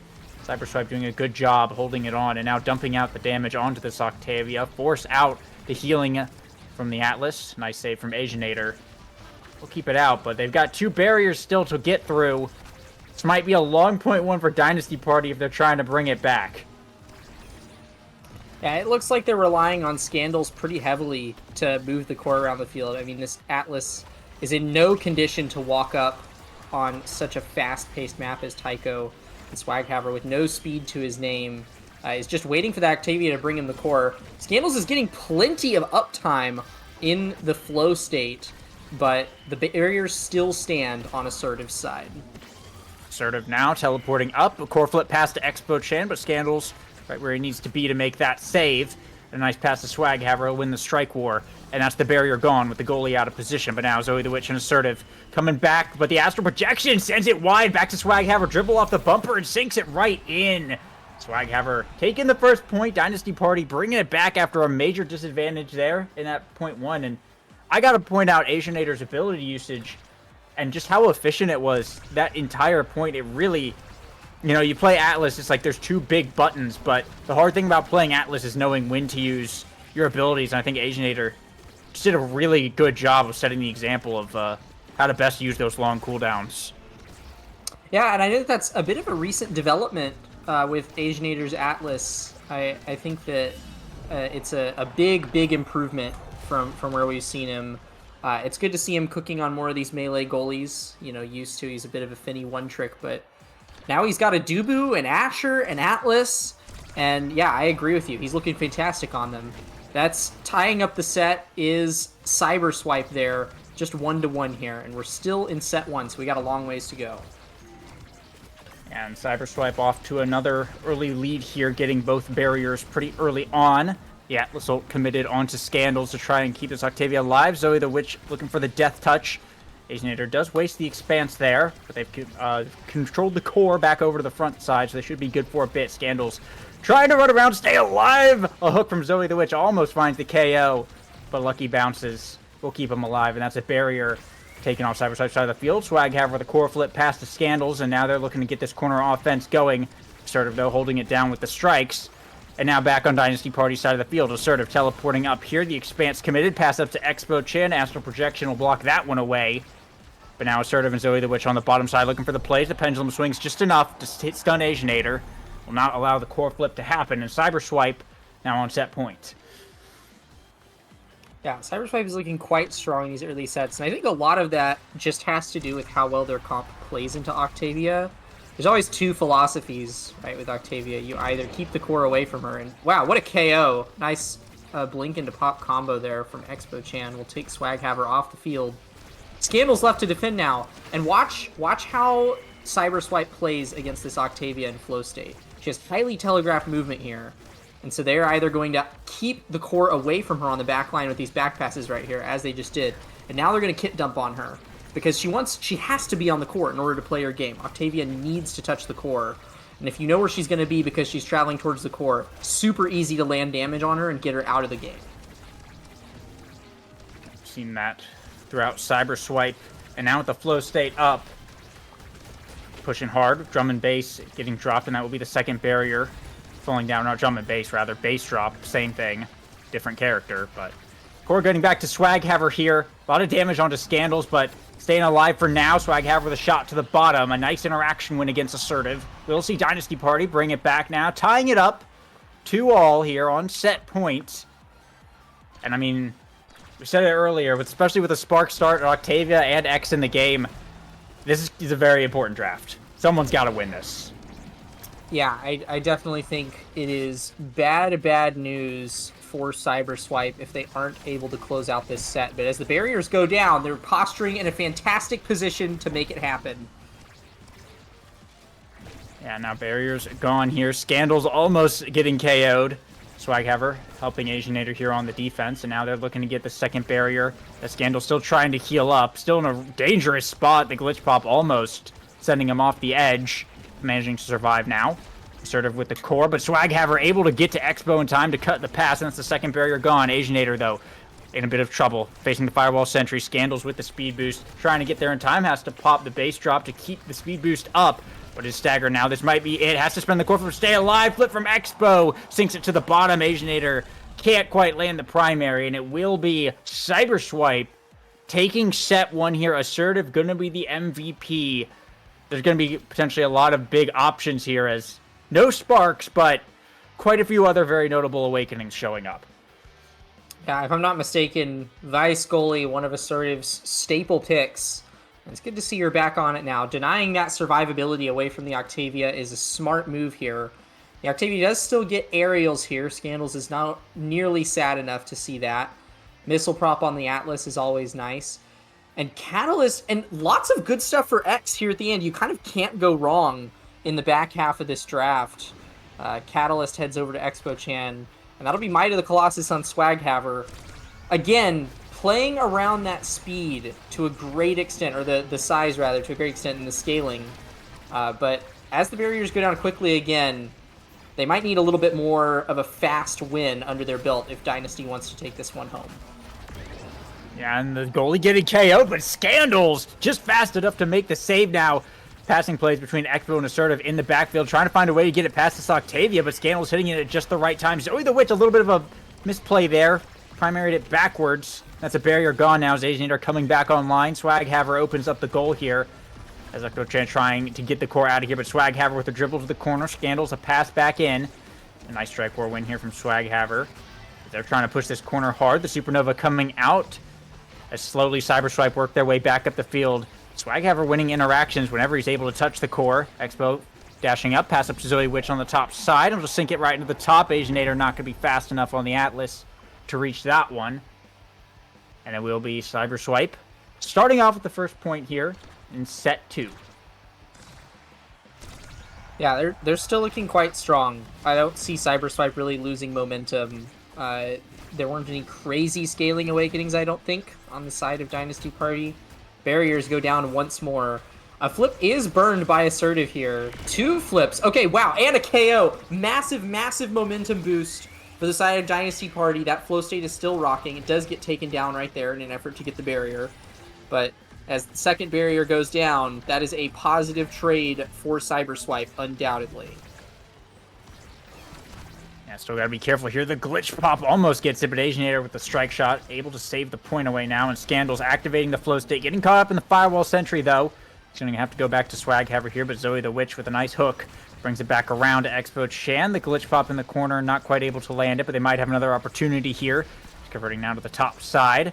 The Thunderstruck is placed, and is sort of now teleporting up. Expo Chan, but loses the Strike War to Asianator. Burns the core flip, stalls it out. It gets back to Zoe the Witch, though, who has a flip of her own. Now a flip on the goal line, sends it right to the bottom, and that's going to be the point here. Cyberswipe continuing to look strong, and I mean, I think it's going to be quite dangerous with what they already have. If they win another good set here, their builds, I think, will very easily get out of control. I need to pay attention to how Dynasty is losing their barriers, because Asianator seems so comfortable in the open net. Like, he's made so many clutch saves on the goal line. We saw him literally win that strike war with a strike shot. Had to hard read for that. But the barriers seem to be going down incredibly fast. Cyberswipe just have highly efficient offense. There they go again. Yeah, I'm not entirely sure what's going wrong there. Maybe it's just Cyberswipe having a particularly effective offense, regardless of how good their defense is. That's a 3-0 set from Cyberswipe off of that power play. And yeah, it's looking incredibly clean from them. Yeah, this is scary here. Zoe the Witch is the MVP. Rasmus, not the best to have the first slot here on this comp, but we do, of course, have some nice things. We get the Spark, we got the Big Fish as well. But going to be the peak performance. We'll go nice pair with the Spark of Resilience there. And hey, that 5 stagger is going to give like 0.001% speed as well. So, I mean, that's something. Glass Cannon for Asianator. Solid Goalie Awakening. We've been seeing him get outpaced just a bit, so that speed will certainly help. There's the Dash Awakening for Expo and more damage. A Spark for Swaghammer. That's going to be 2 on the X. Sort of going to go for a Dash Awakening as well in the Explosive Entrance. And Scandals picking up that Among Titans for more speed, and notably as well, a smaller hitbox. But it doesn't matter, because it's going to get launched off the side immediately anyway. I will say, peak performance, massive buff, honestly, this patch. I would argue it's probably the best speed awakening in rotation at this point. Still get an incredibly large amount of speed, almost as much as Stacks on Stacks or Among Titans will give you, but also get that stagger on top of it.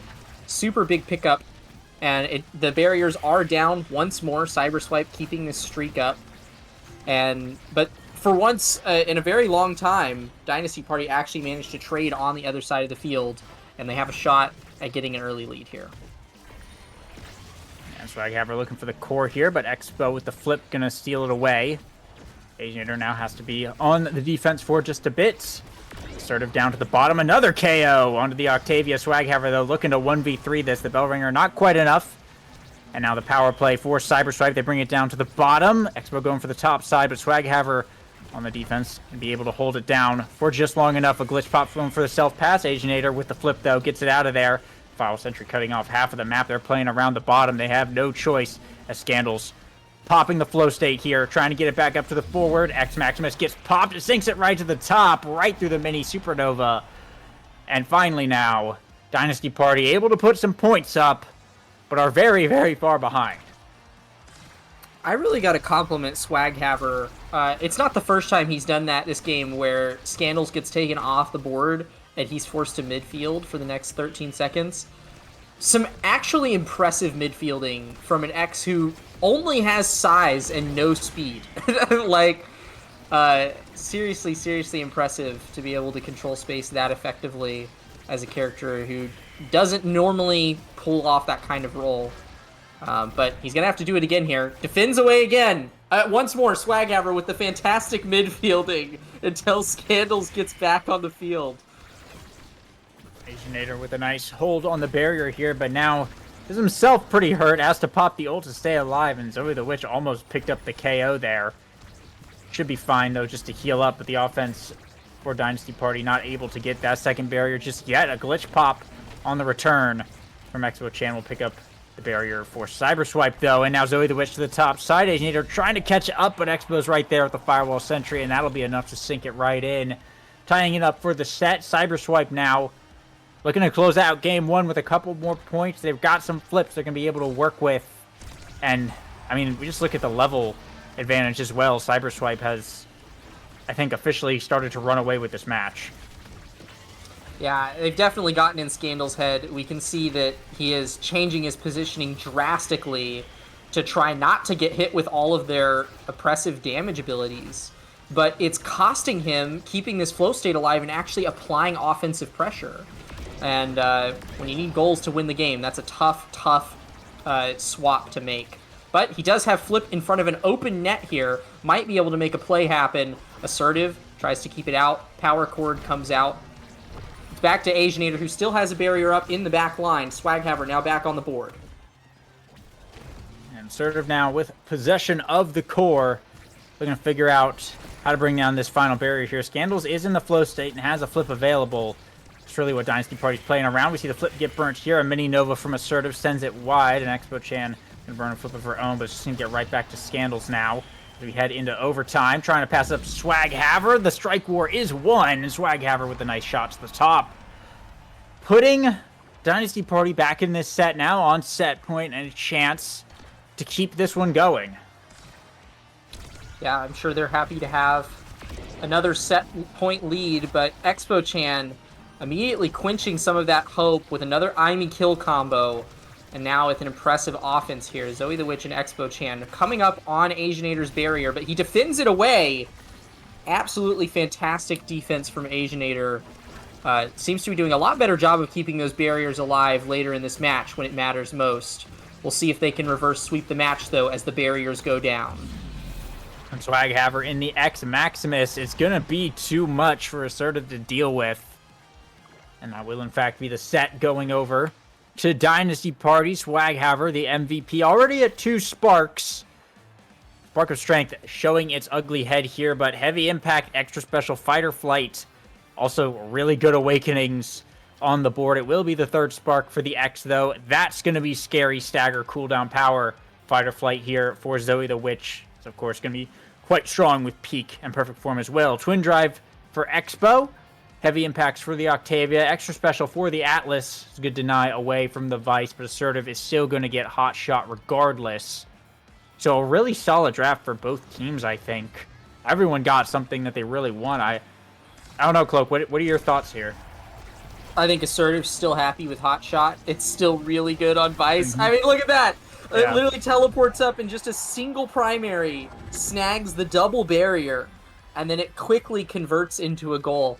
I mean, you just don't need a whole lot in order for Vice goalie to work. I mean, yeah, Heavy Impact is the big one that needed to be denied, obviously, but Hot Shot is basically rapid fire on Vice. I mean, those primaries always touch the core with the Chain Lightning effect, and as the barriers go down once more, Cyber Swiper looking just as scary as they were in set 1. Now, once again, familiar situation here. Both barriers to none for Dynasty Party, and bit of a misplay there. Swaghammer, the Cardinal Sin bell ringer in the goal box, will be hitting it backwards just a little bit there. So the Witch going to get credit for that goal, and not a good spot to be in now because it is game points for Cyberswipe. Yeah, I mean, this X has 3 sparks now, but the problem is that he has so much less mobility than all 3 members of Cyberswipe, so they could just play around the X. Like, unless he knows exactly where they're going to be positioning on the map, Swaghammer doesn't really have too much that he can do. So as long as Cyberswipe keeps up offensive pressure, I think Swaghammer can't really contribute too much. They're going to have to rely on this flow state if Dynasty Party wants to bring it back. Swaghammer with a nice bull rush. We're going to see 1 barrier fall here. Scandal's trying to pass it back in. 2 flips getting burnt. Assertive and Swaghammer pretty early on for not much. Expo also burning hers just to try and clear it out, but Scandal's doing a good job controlling the core, trying to keep it up. Does whiff just a little bit, and we'll lose a barrier for it, but immediately right back to this bottom side. Trying to get in. Core flip here from Zoe the Witch. Stalls it out and pushes it through. Scandal's quick to get back and reclaim the rock. Now pushing up, going to snag the second barrier here. Still has the flip available, and still in the flow state as well, but Expo with a cyber swipe is going to get the barrier. Doesn't matter. The ricochet gets back to Swaghammer, who sinks the dimer in for the bottom, and that's going to be a point here for Dynasty Party. Holding on in set 4. We'll see if they can make the comeback. All right, Lego Mage, it's time for the over or under. Was Scandals traveling over or under 950 speed at the end of that point? I think it's got to be over. Scandal's moving pretty fast. It was over. The Scandals was traveling at 1,020 movement speed on that Octavia. What a flow state, but he won't be moving at all now that he's off the board. Yeah, that's Titans plus Aerials there for you, but right now, a bit of a collapse here. Both barriers gone from Dynasty Party, and Assertive with the power chord sinks it home, and that's going to be game one, going over to Cyberswipe in the fourth set. And we said it at the beginning, it was going to be a little bit polarizing, whichever team ended up getting ahead first, and that team was Cyberswipe. The damage let them control the game pretty well. We saw quite a bit of speed here from Scandals and quite a bit of core control coming out of Dynasty Party, but it just really wasn't enough to compete with the IME Vice that Cyberswipe was dishing out. Yeah, I think that game is honestly just a simple case of win condition calculus. Like, the entire singular win condition of Dynasty Party was Scandals being up and keeping flow state long enough to apply offensive pressure. There were tons of routes to victory for Cyberswipe. You could just kill Scandals and remove the enemy's win condition. You can just pass around Scandals and remove the enemy's win condition. You can damage the crap out of the enemy team. You can just play good core control. Like, I don't think that putting all of the eggs in the Scandals basket was the path to victory for Dynasty Party, and I think that Cyberswipe navigated their way around that comp very effectively. Really played into Scandals being the keystone of Dynasty's comp that game. I like to see Dynasty Party go into the locker room right now before we head into game 2 and switch up the game plan a little bit. You know, recognize what went wrong there and make a better plan coming into game 2. Yeah, it's going to be interesting because Cyberswipe, they're kind of known, I think, for having really good team synergy and having Assertive play some really aggressive, usually ranged eject button goalie, and just making the offense so terrifying. And well, now AdRush we see show up on the table as well as Primetime. Both can be used pretty heavily for just kit dumping or finding some good KOs, which Cyberswipe are certainly able to do. It seems to be that playing into damage is certainly one of their strengths, with just how they play together. So this is going to be an interesting one. I am curious as to what Dynasty Party do to fix this up. We mentioned it earlier, Asianator is kind of known for the Finny, and I wonder if Dynasty Party kind of tries to play a little bit of Cyberswipe's game here and maybe go for that instead. Play around the AdRush. Maybe you see a Swaghammer. We might just see the Swaghammer X come back out, but we might see a Juliet as well. Honestly, Finny Juliet with the AdRush start could maybe just be the angle for Dynasty Party here. I think if you're already down one game, it might be better to do something a little bit risky now. I mean, we saw them kind of go all in there on game 1 and didn't quite pan out, but maybe we see them go all in a little bit of a different direction here. I think Asianator wants to play Finny here, regardless of whether AdRush is in the starting Awakenings, but now that we know that it is, I think he definitely wants to play AdRush Finny goalie. This is one of Finny's better maps, I would say, and, well... Got banned out, actually. Okay, well, that scraps that whole line of thinking. It says that Dynasty banned Finny. Mm-hmm. I think that's unlikely. But maybe that's what happened. I don't know. no, they switched sides because blue and red, and they didn't switch it on the overlay, but it's fixed now. So it was Cyberswipe that banned Finny. Makes sense. Dynasty banned the IME, of course, which Expo is known for, and we saw her play it in that last game. So everything so far kind of lining up. We see the Rasmus again for Zoe the Witch, and looks like Mako Estelle is going to be the backline for Cyberswipe. Meanwhile, there's the Dubu for Asianator, along with the Now and Asher. So, bit of a corner offense comp there from Dynasty Party. A little bit more sustainable. Not going to be as easy to kill. And looks like Cyberswipe not going to be... Well, they kind of respecting that, it looks like. They're not really built to deal loads of damage. I mean, Rasmus Estelle can do quite a bit.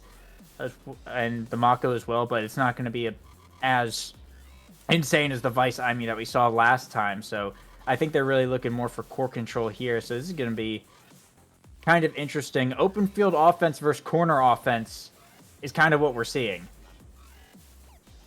Yeah. I mean, so Rasmus and Estelle, they don't play stereotypical corner offense, but the offense usually gets routed into the corners anyways, because that's where the goalie clears to, because it's like the only safe area against that offensive duo. But like they don't mind it being there, right? You can still just play stereotypical corner offense with them. But yeah, certainly that Asher now, they want to play into the corner as much as possible. I do think, just looking at the comps alone here, that Cyberswipe has the superior comp running into this match. But if Swaghammer can get a steamroll of an Asher build, I think that could be game-changing playing into the ad rush. Because if you get an ad rush proc on Asher in the hands of the right player, and especially a pilot as skilled as Swaghammer, it is essentially a guaranteed goal. And we're seeing Dubu Mako coming out here to try and lock it down in those corners. Asher and now into Mako. Pretty, I think, kind of a tough matchup for the Asher and the Now. Unless you get just loads of pressure, but with Expo Chan there to support, I think the corner defense for Cyberswipe is going to be pretty strong. We'll have to see here. Primetime on Assertive and Expo, and everyone on the side of Dynasty. There's only those Zoe the Witch who went for the ad rush, so we'll have to see.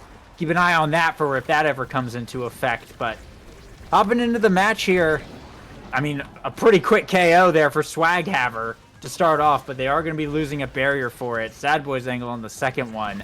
We'll see if they make anything good out of this power play. I'm surprised that Swaghammer's opt for prime time here. You know, definitely never hurts. And they are getting a lot of value out of these primaries, actually. So Swaghammer might just know something that I don't know. You know what? Maybe threatening the ad rush procs isn't as big of a deal. You can still pressure these KOs as Asher, and now you just have 2 primary charges in your back pocket. So the Witch with the Pendulum is going to find that second side as both sides going to be opened up. And Swaghammer with another one, though. Assertive going for the Soren angle. Beats out the barrier beam with the primary and makes a nice save here, but still under loads of pressure. Scandal with the flip on the line. Assertive goes for one as well, but won't be quick enough to match. And that's going to be Dynasty Party starting us off with the first point. Yeah, triple primetime on Dynasty Party's side is pretty oppressive. I would say Scandals, you know, if you can keep the core on the wall, Scandals is feeling really nice. Because there's just so much you can do with now primary there, right? And if the core is on the wall, Swaghammer gets additional opportunities to pressure for these dash punches, right? So I'm kind of starting to see the flow chart for Dynasty Party's game here. Let's see how well they can keep it up, though. That's an ad rush proc for Zoe the Witch, but the KOs are traded. It was getting traded. A solid hold from Assertive against the Tofu Fortress there, just using the drum and bass. Normal Mako shenanigans, Zoe the Witch will pick up a barrier as Scandals and Expo respawn. And now fighting over this bottom corner, Zoe the Witch clearing it out. Scandals with a bit of a dribble off of the barrier, off of the center, but kind of goes back and hits their own barrier there. Not super great. Core flip here from Zoe the Witch picks up another KO and another ad rush proc for this Rasmus. Assertive looking to pass it in as we go into overtime. Expo Chan with the blink down, and 2 primaries converging on the core right there. We'll see Cyberswipe stuff it right in to be able to tie it up. Yeah, there's so much range, and not just range, but ranged hit stuns between Rasmus and Estelle, right? It's no wonder that they are one of the most popular offensive duos in high-end play. And perhaps even more popular now that Unstoppable is out, right? That was kind of the one saving grace against Rasmus Estelle as well. At least, you know, your goalie could get Unstoppable, and then they won't have to deal with the hit stuns as much. But that's no longer an option anymore. Zoe and Expo Chan are going to be a real pain in Asianator's side throughout the duration of this match. Yeah, absolutely. And Right now, I've been seeing Scandals and Swaghammer have a little bit of trouble getting these barriers off of Assertive here, but now the damage coming out. We see Swaghammer get KO'd. Scandals also not looking too healthy. Zoe the Witch with the core, getting it down to Expo Chan here. Trying to make a play on this barrier, but not able to find much as Swaghammer able to come back online. Immediately gets a KO. The barrier beam sends Expo Chan right off the side now. The power play for Dynasty Party. Scandals looking to go up, but gets KO'd in return. KOs just keep trading, and they just keep trading, and now it's the power play for Cyberswipe. They still need to get this one barrier off. A nice roll from Asianator. We'll save it here. Nice clear through the piercing shot as well. And now Scandal's back online. Both sides struggling to get these final barriers. This overtime has gone on for a year. But they continue to make the clears, and now Zoe the Witch with the Whiplash up. Is that going to be enough? It will be. The barrier down, Expo Chan blinking up, looking for the point, can't find it, and Swaghammer with the pass splitter, though, trades the barrier, stalls out Assertive's core flip, and sinks it in. It will be the point going over to Dynasty Party, without Assertive even getting a chance to send it back after that barrier loss. Yeah, Asher has so many responses to core flip. She can stall, I mean, between her primary and her ult, covers so much of the time window that your flip is up, and then she's still got her strike on the other side of it. So, you know, really well played by Swaghammer, taking advantage of that benefit, playing Asher. And another KO. I mean, like, this is such a bloody match for no damage awakenings on the start. I would guess that we're surely at double-digit KOs for the lobby at this point, right? Yeah, it's certainly been wild. It's just kind of been back and forth with the KOs coming out here. And, I mean, Scandals haven't used the ult there just to stay alive. Core flip here, pass from Asianator. Looking to get it in. It will be Scandals who finds the goal. Sneaky little shot there. Is able to get it past the defensive lines of Cyberswipe. And it will be set 1 going over to Dynasty Party. Yeah, so many well-timed KOs combined with Scandals just doing a really good job of ruling the midfield is what's going to lead them to victory there. A well-earned set MVP here. Passing up the Monumentalist and going instead for Fighter Flight, I actually think that's probably a pretty smart play considering how Scandals likes to play in the midfield. Simply dominating with speed and ability to cover space rather than taking those massive creations that Monumentalist provides. That'll be perfect for him, falling all the way to 6th pick. Not at all what I would have expected. As well as Zoe the Witch opting for Deadeye on Rasmus. Definitely a viable pick on the character, but I'm surprised that she didn't opt for something else. But that's a fast KO onto Swaghammer, and the blood is back on the field at the start of the set. Yeah, immediately. Just another KO. It's been a wild match for sure, and with that Deadeye now on Zoe the Witch, I imagine we're just going to keep seeing more and more here. As a Swaghammer actually the one to pick it up, a dash punch the Asher will actually be taking Zoe the Witch off the field for the foreseeable future. Or sorry, not Zoe the Witch, the Assertive, the goalie, and it's Zoe the Witch who's going to be having to hold it down. Doing a good job of it so far. Will lose one barrier right as Assertive respawns. And Scandal's looking for a breakaway, but Expo with a nice blink will save that bottom one. But now we're in a very familiar position. 1-to-1 on the diagonal setup. A nice Rose Thorns there from Expo Chan, actually able to steal it away from Asianator. Now it's an open goal for Dynasty Party. They're looking to fire back here in overtime, though. The Scandals with the core. Gets piercing shot. Taken away from him. They're going to recover, though, in the midfield now. Pushing back up. Core flip here from Expo Chan. Blocked by the Tofu Fortress.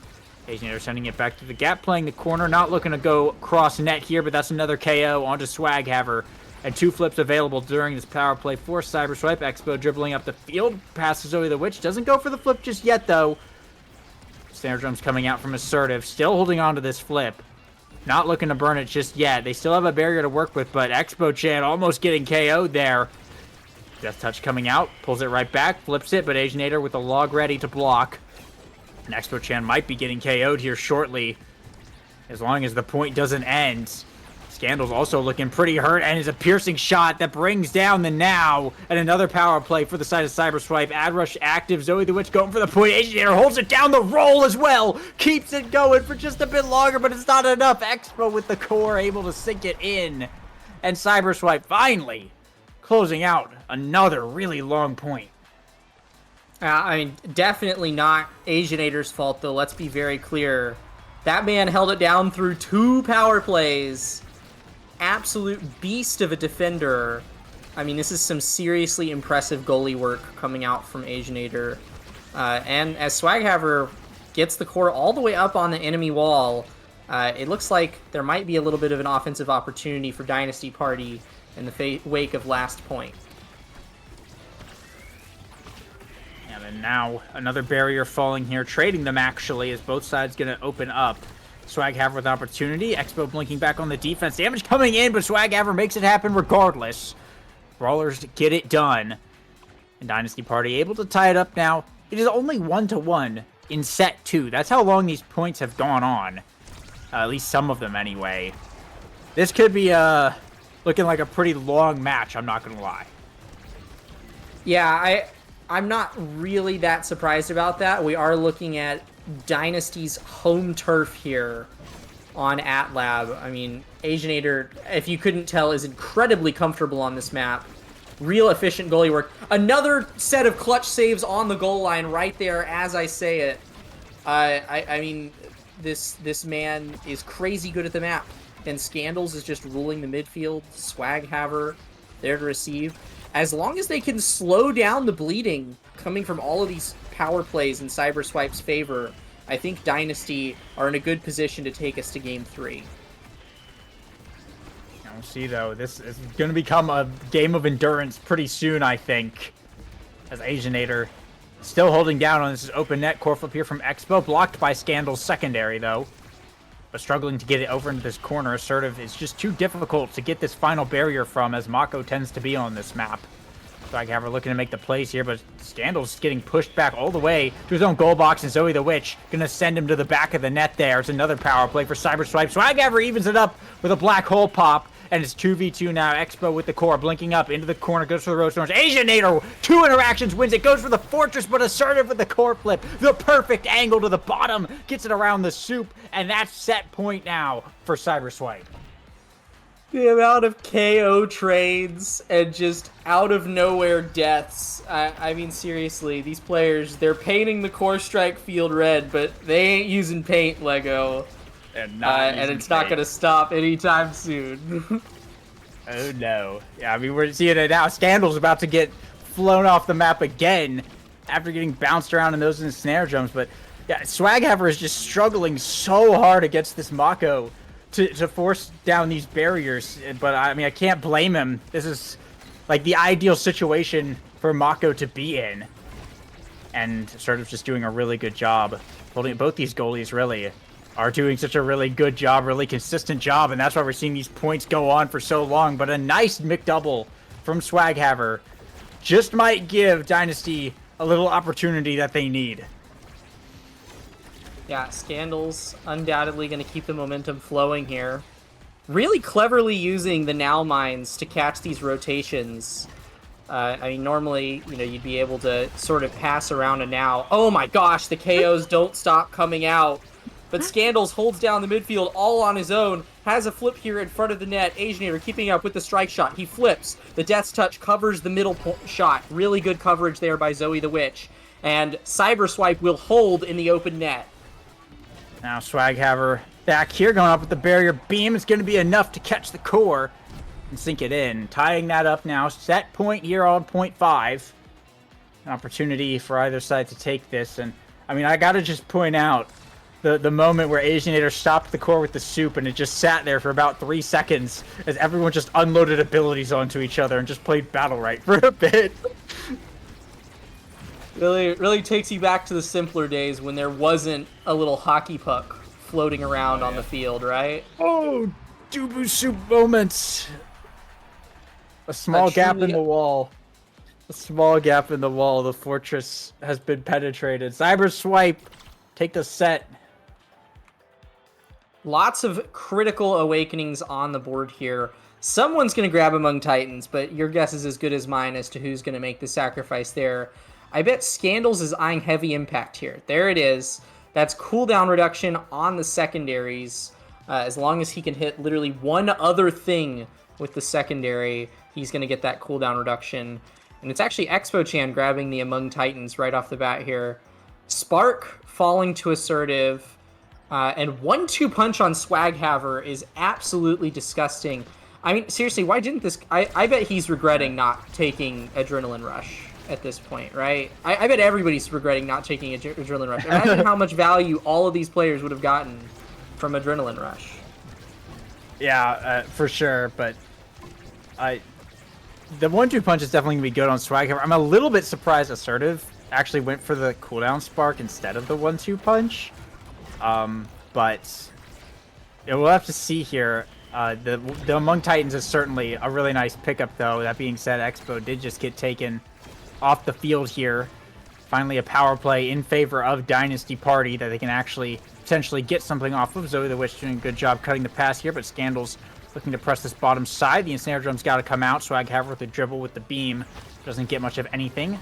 Piercing shot here from Expo to buy some time, but 2 flips available for the forwards of Dynasty Party, and Swaghaver gets the KO. Both flips burned in the passing play to sink it in, but the goalie finds the back of the net just as quickly as the core there. Dynasty Party will go up first. Yeah, for a 1 set for Cyberswipe, it sure does seem like Dynasty Party got a lot out of that draft. I mean, they are looking a heck of a lot more confident with their newly swagged out Awakenings. And Swaghaver, for one, is not stopping with these dash punches. Oh my gosh. Or I guess, more aptly as Asher, the punch dashes. Shoving them into the locker, as someone once so wisely said. Yeah, it is a truly, truly bloody match. I don't think it's been said enough. Now, Swaghaver and Scandals are just taking so much damage here. They all had to huddle around that Now Mine and actually lost a barrier for it, but they needed to not die here. Swaghaver's still trying to heal up, and now Scandals is hurt. The orb's coming up here. Everyone's trying to stay alive. Core flip from Assertive almost gets the KO, but will save the barrier. It's Zoe the Witch who procs the ad rush with the KO onto Swaghaver now. Another power play for Cyberswipe, and they'll take down another barrier. Zoe the Witch now with the core dribbling it around this Tofu Fortress. Not able to get it through just yet. Swaghaver back online here. A core flip available for Scandals. Might have to use it defensively, though, as Zoe the Witch pressing this corner hard. Expo blinking in, taking a lot of damage from this Asher for it, though. Has to fall back just a bit. Well-placed log there from Asianator. Buys a little bit of time. But Expo now with the breakaway play for the core. Scandals just enough speed to win the strike war and get it back up. Swaghaver, they're trying to get this barrier, but the Ensnare Drums is coming out, making it hard. The black hole pops and that Swaghaver down. Again, Asianator with a roll on the goal line to keep it held down. But how long can this go? Expo doesn't quite find the shot. Asianator once again with the save. Scandals burns a flip on the line to keep it safe. Asianator goes for the strike shot, but Expo beats it out with the blink. And it's tied up yet again now. 1-1. 1-1. What an absolute contest we have on our hands. Yeah, I have to say the new burst of damage that seems to be coming out from Cyberswipe, I think, is owed to Zoe the Witch's Big Fish. And I know what you're thinking. Big Fish doesn't give any damage. Yes, that's true, but it allows Rasmus's primary to proc Deadeye, which she picked up in the first draft. And yeah, this Rasmus is now dealing an absolute crap ton of damage 24/7. And Cyberswipe are getting so many power plays off of it as long as Swaghaver isn't there to stop them. Yeah, you have the Among Titans as well, so that's making the hitbox even easier to proc that Deadeye. But it is Dynasty Party able to recover, not get KO'd too much there, and pick up the point here. It seems like Dynasty a little bit more consistent on these quicker points. If they can bring the barriers down early, it gives them an opportunity to get around this Mako, whereas Cyberswipe are winning on these long attritional matches where they're 3v2 for most of it, and it just goes on for like 3 minutes. Yeah, but Asianator doing a lot of clutch defense once more. Can't be said enough how much this man does for Dynasty Party, and it actually results in a double barrier on the other side of the map, and a power play in the favor of Dynasty Party. They might just take the set right here, bring it up to a 1-set lead. No flips to their name, though, so they will have to rely purely on strikes and clever ability usage as Expo comes back onto the field. A save there from Assertive, but the Soup coming out offensively, keeping it trapped in the corner. Assertive just getting it out of all of Swaghammer's hitboxes, though, making it so hard for this Asher to do anything. And now has a flip available in the back pocket just in case, but it's Expo and Zoe with the core right now. Pushing it up through the midfield, and Swaghammer out of the backfield gets the KO, but gets KO'd in return. Assertive running back to the core, but can't get there in time. It's floating right in. Asianator is messy. What a shot, if you know what I mean. It's just gonna float right in, and that will be the set for Dynasty Party. Scandals, the MVP here. And oh my goodness, another draft that could just be crazy. I think it's peak performance. I think peak performance is the pick here for Scandals, but stacks on stacks is not terrible. I think peak gives you almost as much speed as max stacks does, though, at this point. I could have done the math wrong there, but that's fine. Catalyst on Swaghammer, never bad. The peak instead falls to Zoe the Witch once more. Hot Shot on the Estelle is a massive pickup. Actually, yeah, Cyberswipe got huge gains off of this draft. As long as Scandals stays alive, I think this is really good news for Dynasty Party. But if Zoe and Assertive can turn some of their pressure away from Swaghammer, remove these stacks off of Scandals, I think Dynasty Party is going to be in trouble, and Cyberswipe might be ripe for a comeback. There's a double KO! Zoe the Witch now with the core. Agitator dropping the Soup to buy as much time as possible. Swaghammer's back, but the core is up in their net. So far holding. Scandals now back online. With every second they grow stronger. Dynasty Party is trying to hold it down. Zoe the Witch with the core. Double primaries coming out. And that's going to be the point. Back of the net for the core for Agitator. As that pendulum swing just going to be hitting so hard. And I mean, another crazy point here for Cyberswipe. The power of Rasmus Estelle is undeniable. I don't think it can be emphasized much just how much pressure this comp applies in every asset of Omega Strikers. You have damage wherever you want it if you know how to apply it right. You have as much core control as you could possibly want. You have hit stuns galore. And Expo Chan and Zoe the Witch are showing us how it's done. Swaghammer staggered once more, but the barrier does get traded for his death. Yeah, but another ad rush proc here on Zoe the Witch. They're looking for the second barrier now. Pass down to Expo, running up with the Whiplash, trying to get it past this Dubu. Aginator with a nice roll, but Expo on the rebound will bring it down. And now Zoe the Witch bringing it to the top corner. Scandals able to get it back out, but Assertive sending it right back in. Aginator trying to find a way out here. Scandals doing his best. These forwards just move so fast on the side of Cyberswipe. Scandals with the core now, getting it back up to Swaghammer, looking for this corner pressure, but it's 1v3 and they can't get anything going. Gonna have another chance here. Assertive with a nice clear to the top side, gets it out. Aginator sending it back up. The core moving quite fast here in overtime. Zoe the Witch almost with a shot with the Whiplash. Now has a flip available. Gonna bring it up to this top corner here. A pass back down to Expo. Scandals trying to get into the way.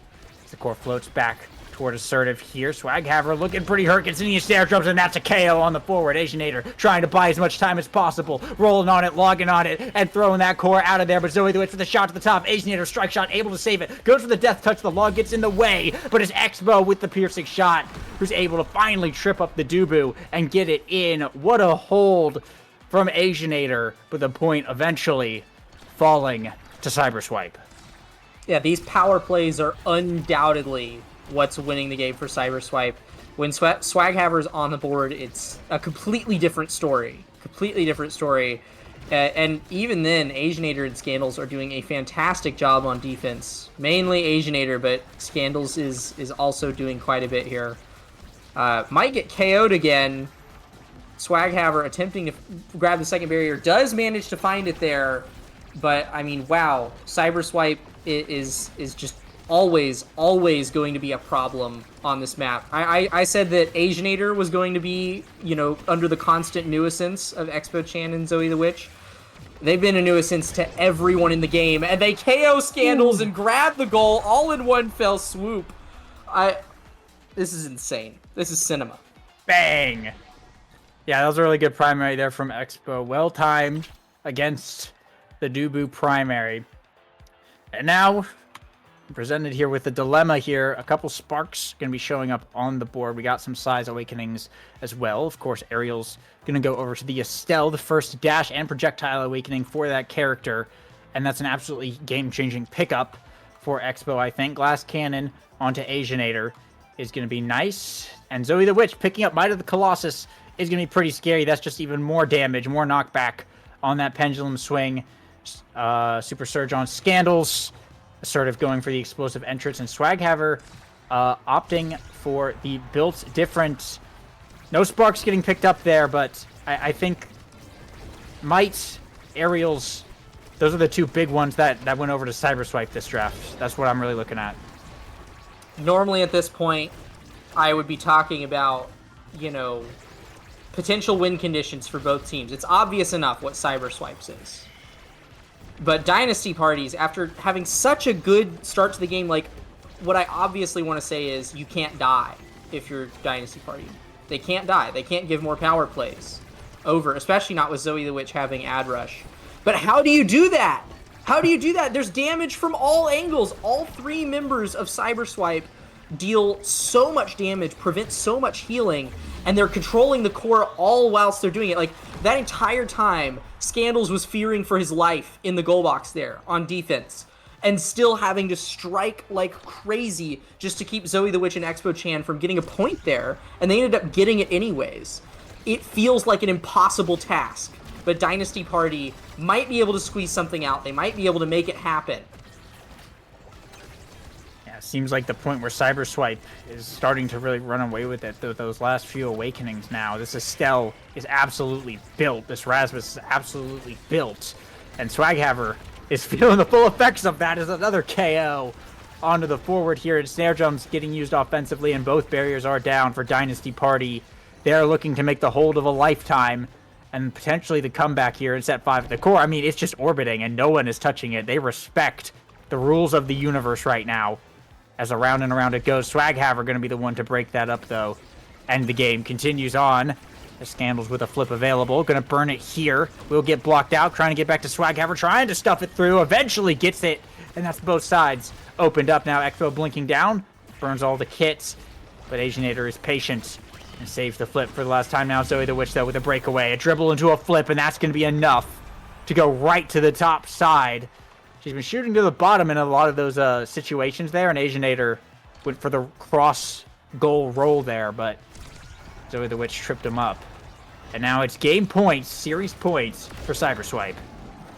But a KO there from Swaghaver means that the power play is for the first time in a long while in Dynasty Party's favor. They get both barriers off the power play here, and the Path Splitter stuns Assertive out of the bottom of the goal box, squeaking in a goal. The start of a potential reverse sweep of the set. It's going to take a couple more points there to bring the game home, though. It's going to be a tight one for sure. Scandals is at max stacks here, and they're going to pick up a KO onto Expo early on now. The power play for Dynasty Party, but these barriers have proved so difficult. They're going to commit a lot to it. The Tofu Fortress used, and that's one down, but still one to go. Nice death touch from Zoe the Witch buys a few seconds for Expo Chan to come back online now. Swaghaver with the core, pushing back up. Scandal's looking to get involved here, but gonna lose it just a little bit, and Zoe the Witch gonna fire right back now, trading a barrier 1-1. Swaghaver and Scandals with some flips available here. Trying to get the core back up, though, but it's just so hard to get it past this midfield, and Zoe the Witch just kit dumping. Will pick up the death touch onto Swaghaver. Scandals burns the flip, trying to get it past. It sneaks through all three members. That's an open goal on Cyberswipe's side of the field right now. Still 2v3 for just a second. That's Swaghaver now coming back. Zoe the Witch looking to push this top side, but Expo Chan has to get out of the play. She's way too hurt to participate. She's got to get the orb. And now should be good as we go into overtime. Swaghaver with the core, looking for the shot. Red course it to the middle. Scandals now, shot to the top. Swaghaver pushing it hard. The barrier beam's enough to force it through. It is set 5.5. What a match so far. Scandals, the true MVP of that point, making the insane reverse power play for the barrier, stalling time for Swaghaver to come back, and making progress towards the goal along the way. And Dynasty Party are back at it again. A double barrier. Swaghaver with flip in front of the net. This could be it. We could be going to game 3. Core flip here from Swaghaver's going to get blocked, though. Zoe the Witch having to chase the core a bit on defense. Asianator still with a barrier to work with here. Gets it back over to Scandal. Zoe the Witch, though, pushing up, making things difficult to get it out of this corner. Expo Chan with a pass up. So Cyberswipe still holding on in this bottom side, looking for this barrier, but Scandal's finally a breakaway, a pass to Swaghaver here. They get the offense going back. Core flip here from Scandal, stalls it out. The snare just comes out, but just barely too late. A pixel perfect shot from Scandals to the bottom, and that's Dynasty Party bringing it all the way back, and they are going to a game 3. Wow. Set 5.5 Screamer, and hold on, Lego, let's not look at the stat line yet. Oh my. We got an over and under here. I think that we saw over 60 KOs that game. 60? What do you think? In total, I think it's under 60. Okay, I might have overestimated. Oh, you way overestimated. No, what's that, 15, 30, 36? It's 36. I was predicting 10 KOs a player. But, okay, 36. So, yeah, I way overestimated. But it was a lot of blood. There was a lot of blood there. Okay. Yeah. No, 36 is still quite a lot. 13 of those were on Swaghaver, by the way. But yeah, 21 in total for Cyberswipe there. Wow. 348 redirects on Scandals, the midfielder with the most. Yeah, I mean, breaching the Fudgy Horizon and then some across multiple other people in this lobby. Swaghaver with 152 is kind of crazy compared to 348. Normal Asher things, I think, but yeah, I mean, absolutely wild game here, and yeah, 55,000 damage on Zoe the Witch, 318 redirects as well. What an insane matchup! And now going over to game 3, I mean, that's one of my favorite matches of Omega Strikers I've ever seen. That was a crazy one for sure. Yeah, that's definitely one of the closer games. I mean, we got the orbit as well. We got to see the core orbit. We got to see a little bit of Battle Right gameplay, and just generally one of the closest matches that really could have gone either way, with some really solid goalie play. I think that's really the big thing here is Assertive and Asianator are kind of the reasons that match went on so long. Is because they were just absolutely holding it down. 29-minute match. Not the longest in the world, but that's pretty long for an Atlas Lab game for sure. But yeah, game 3 now. And it's Hot Shot Fight or Flight start on Night Market. So I mean, it's got to be another bloody one, right? I mean, it might be. We might be missing a few players from the map at all times on Night Market. I mean, that had to be a stressful game too, for both sides for sure. But especially, I think if you're Cyberswipe, because you just want to end it all, and you got so close so many times, and Dynasty just like slowly crept back. So I mean, that's got to be, just thinking of the mental here, especially on such a long game 2. I feel like Dynasty Party's got to be feeling decently confident, ready to lock in, and Cyberswipe maybe they're feeling the same way, but maybe they've taken just a little bit of more of a hit from that. We'll have to see though, as we're gonna get into it. It's hard to say exactly how this is gonna go, but I think Finny, Rune, still potentially both gonna be on the table here. It is actually Rune that is first Juno ban. threats as well. Yeah, Juno as well. And it's actually Asher, Rune Asher. They're getting banned out here. Yeah, I think the Asher ban is smart. Swaghaver pulling off a few too many crazy plays on the Asher last game. I wouldn't want to deal with that either. No surprises here. Dynasty Party picks up now as their first pick.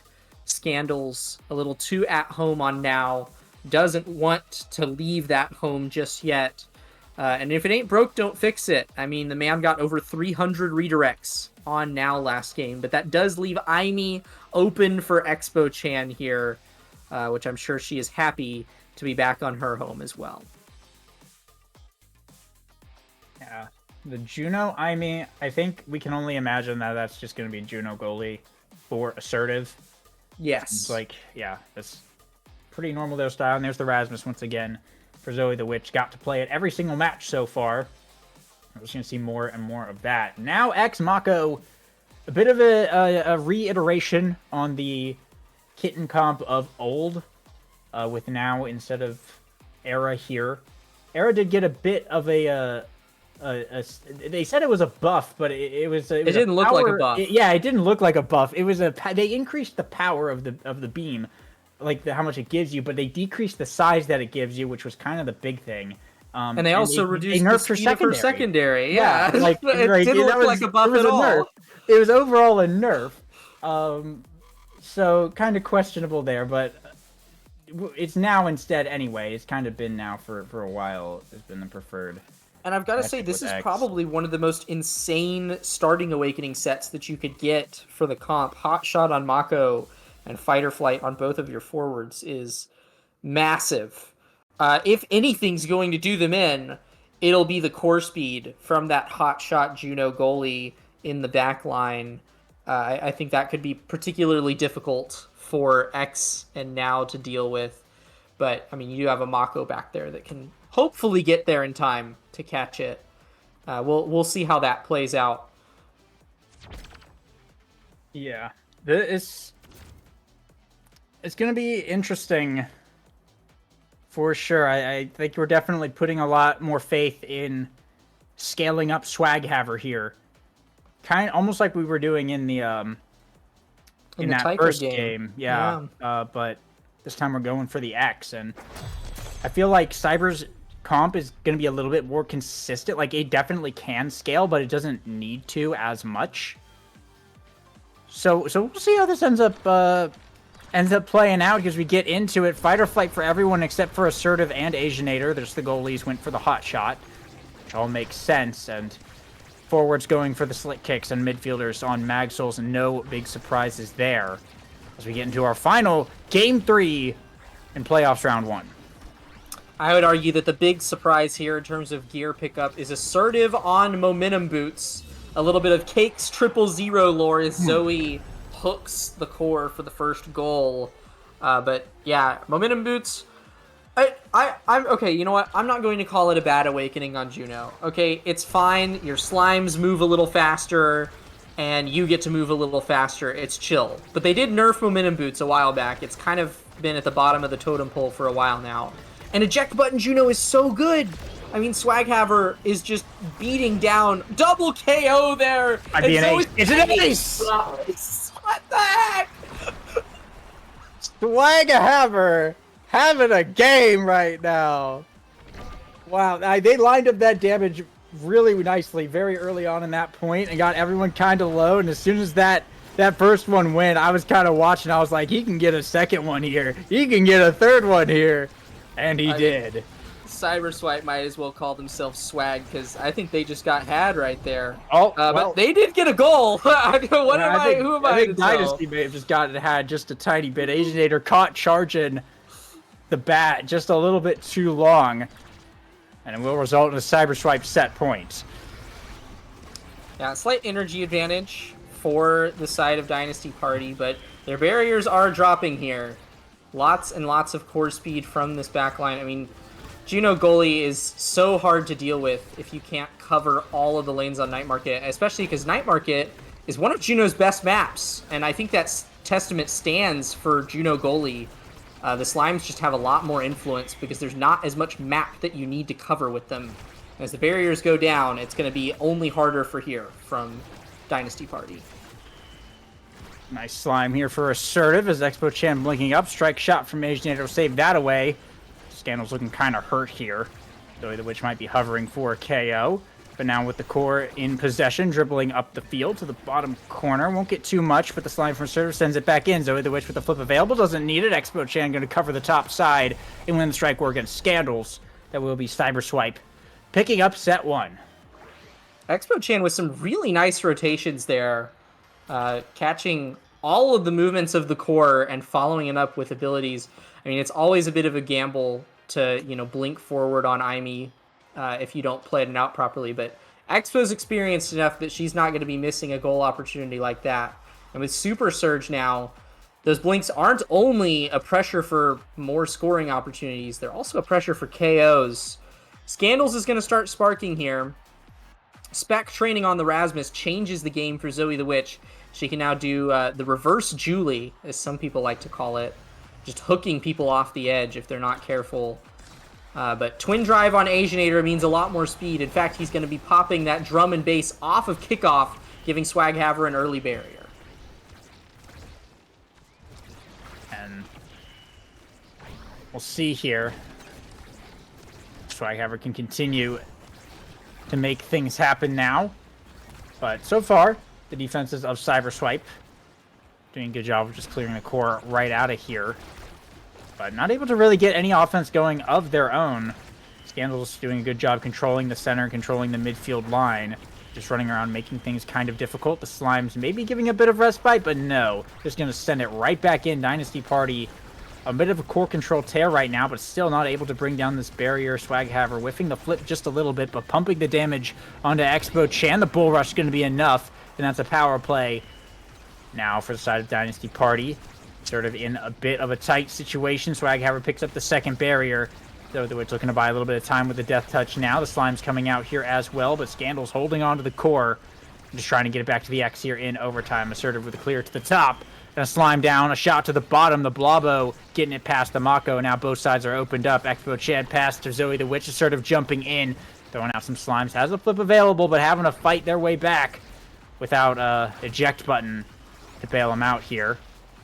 Swaghaver with the core dribbling up. Core flip committed by Assertive. Just get rotated around the world real quick. And now Scandals with the flip available, trying to get it back up to Swaghaver. A bell ringer to dribble to the top side, but the Slimes are going to get in the way.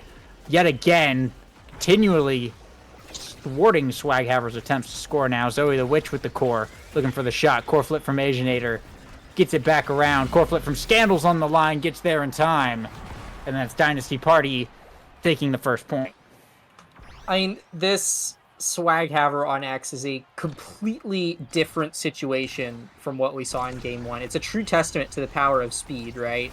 Because we went from Vambrace X, he actually gets taken off the board right there, which is really unfortunate timing, but we went from Vambrace X with no speed awakenings to Fight or Flight Slick Kicks X with a Mako behind him, buffing his speed, and a Now for that matter. Now could buff him with her speed mines, right?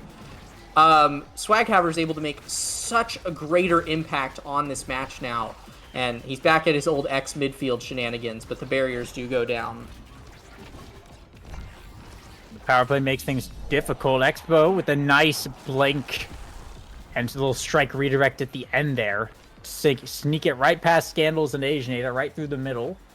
Cyberswipe is able to tie it up yet again to keep things close, but that's how it's kind of been throughout this series with these two teams here. And as we get into another point, it's Cyberswipe who start off pretty strong with the barrier. A lot of damage on a Swaghaver. A second barrier gone as well. And Assertive now feeling a little bit free to push up. The glitch pop here from Expo Chan to keep the core in control. Down in the bottom corner, core flip from Zoe the Witch. Stalls it for just a second, but can't get it past the members of Dynasty Party, who are holding it down. The KO comes out, though, onto Scandals. A core flip pass from Assertive. It's another power play for Cyberswipe as Expo Chan also commits her flip. And a double KO here from Zoe the Witch. It's just Asianator alive, and it's not going to be enough. Expo able to find the shot, and Cyberswipe on another set point. Yeah, some impressive sequence of KOs there from Cyberswipe. I don't think we've talked nearly enough about Zoe the Witch this game. I've been kind of underselling her contributions, but yeah, this Rasmus has been a continual force for essentially every aspect of Cyberswipe's game plan, from the constant damage and now, you know, with this spec training, the threat of hooking on the edge, to just this absolutely beautiful use of the Rasmus speed on the secondary. Beautifully placed strikes lead another goal. That's 3-1 in the set for Cyberswipe. And yeah, they are sitting pretty, looking to take the series. Yeah, a bit reminiscent here of Game 1. Just doing a good job playing together, keeping their KOs mostly under control. And just getting some good core control. Assertive going to go for them on you. Pick up along with the Siege of Machine and Hot Shot. Those Slimes are going to be hitting quite hard. And of course, it's a good deny against the Now, who opts for a second spark here. Heavy impacts on Expo demo for the X. Rasmus going for the explosive entrance, and stacks on stacks, falling all the way to Asianator. At last pick right there. Pretty decent draft, but I think Cyberswipe are looking to be firmly in control of this game, and I think got just a few more tools there to help them out with that. Yeah, no surprise there that the Expo Chan Imi Blink immediately just deleted Scandals off the map. That is a heavy impact super surge Imi Blink, and as you mentioned, her damage was just buffed on that ability, so the kill combo is even stronger now, but didn't even need the glitch pop to follow it up. That is a disgustingly powerful Imi Blink, and it's probably not going to be the last KO we see from her. Yeah, probably not, as one barrier down for Dynasty Party. It might be a second soon here, but so far, Swaghaver and Scandals, they have been pretty consistent at trying to keep the core on Cyberswipe's side of the field. They've just kind of struggled in actually getting the barriers, and eventually Assertive is just able to get the core back, and then Expo Chan and Zoe the Witch make things very difficult for Asianator with just a barrage of abilities now, but both barriers are down on Cyberswipe's side. Swaghaver does have a flip, an opportunity for Dynasty. Score could show itself as now Swaghaver bringing the flip here, goes for the Bull Rush, knows a nice little redirect, but Assertive places a Blobbo exactly where that's going to be. Just shuts that totally down now. Swaghaver, maybe another chance here. Zoe the Witch is kind of hurt, has the flip, burns it here, sends it toward the middle. Expo blinking up, but can't do too much with it. Goes for the Pendulum Swing. Zoe the Witch able to intercept that one, and that's the second barrier gone on Dynasty Party's side. Asianator trying to get past the core with a glitch pop from out of left field. Sends it screaming past here in overtime before Asianator can react with that primary, and it's Cyberswipe continuing to just score. Yeah, and I'll say it, Assertive seems to be sitting pretty with the Mom Boots Juno back there. I mean, as long as you don't have an X in your face, constantly hitting you, removing your speed, and also blocking all your Blobos, you can do quite a bit from afar on that Juno pick. Both barriers gone, not from Assertive, that's Zoe and Expo cooking on the front line, but Cyberswipe, their momentum isn't stopping anytime soon. Bit of a night market angle there as Assertive kind of taking her own barrier, but they should still be a good position. As Expo, another KO, 4 KO streak there for the Imi. As another one with the Cyberswipe, and now Swaghaver is looking pretty low as well. Zoe the Witch might look for a death touch. Does go a little bit wide though. And now Scandals is back online here. Still both fighting over the core here as Swaghaver first to get it. Gets it back to Assertive though. Scandals pushing up. The slime's coming out. Expo looking to push up onto Asianator right now.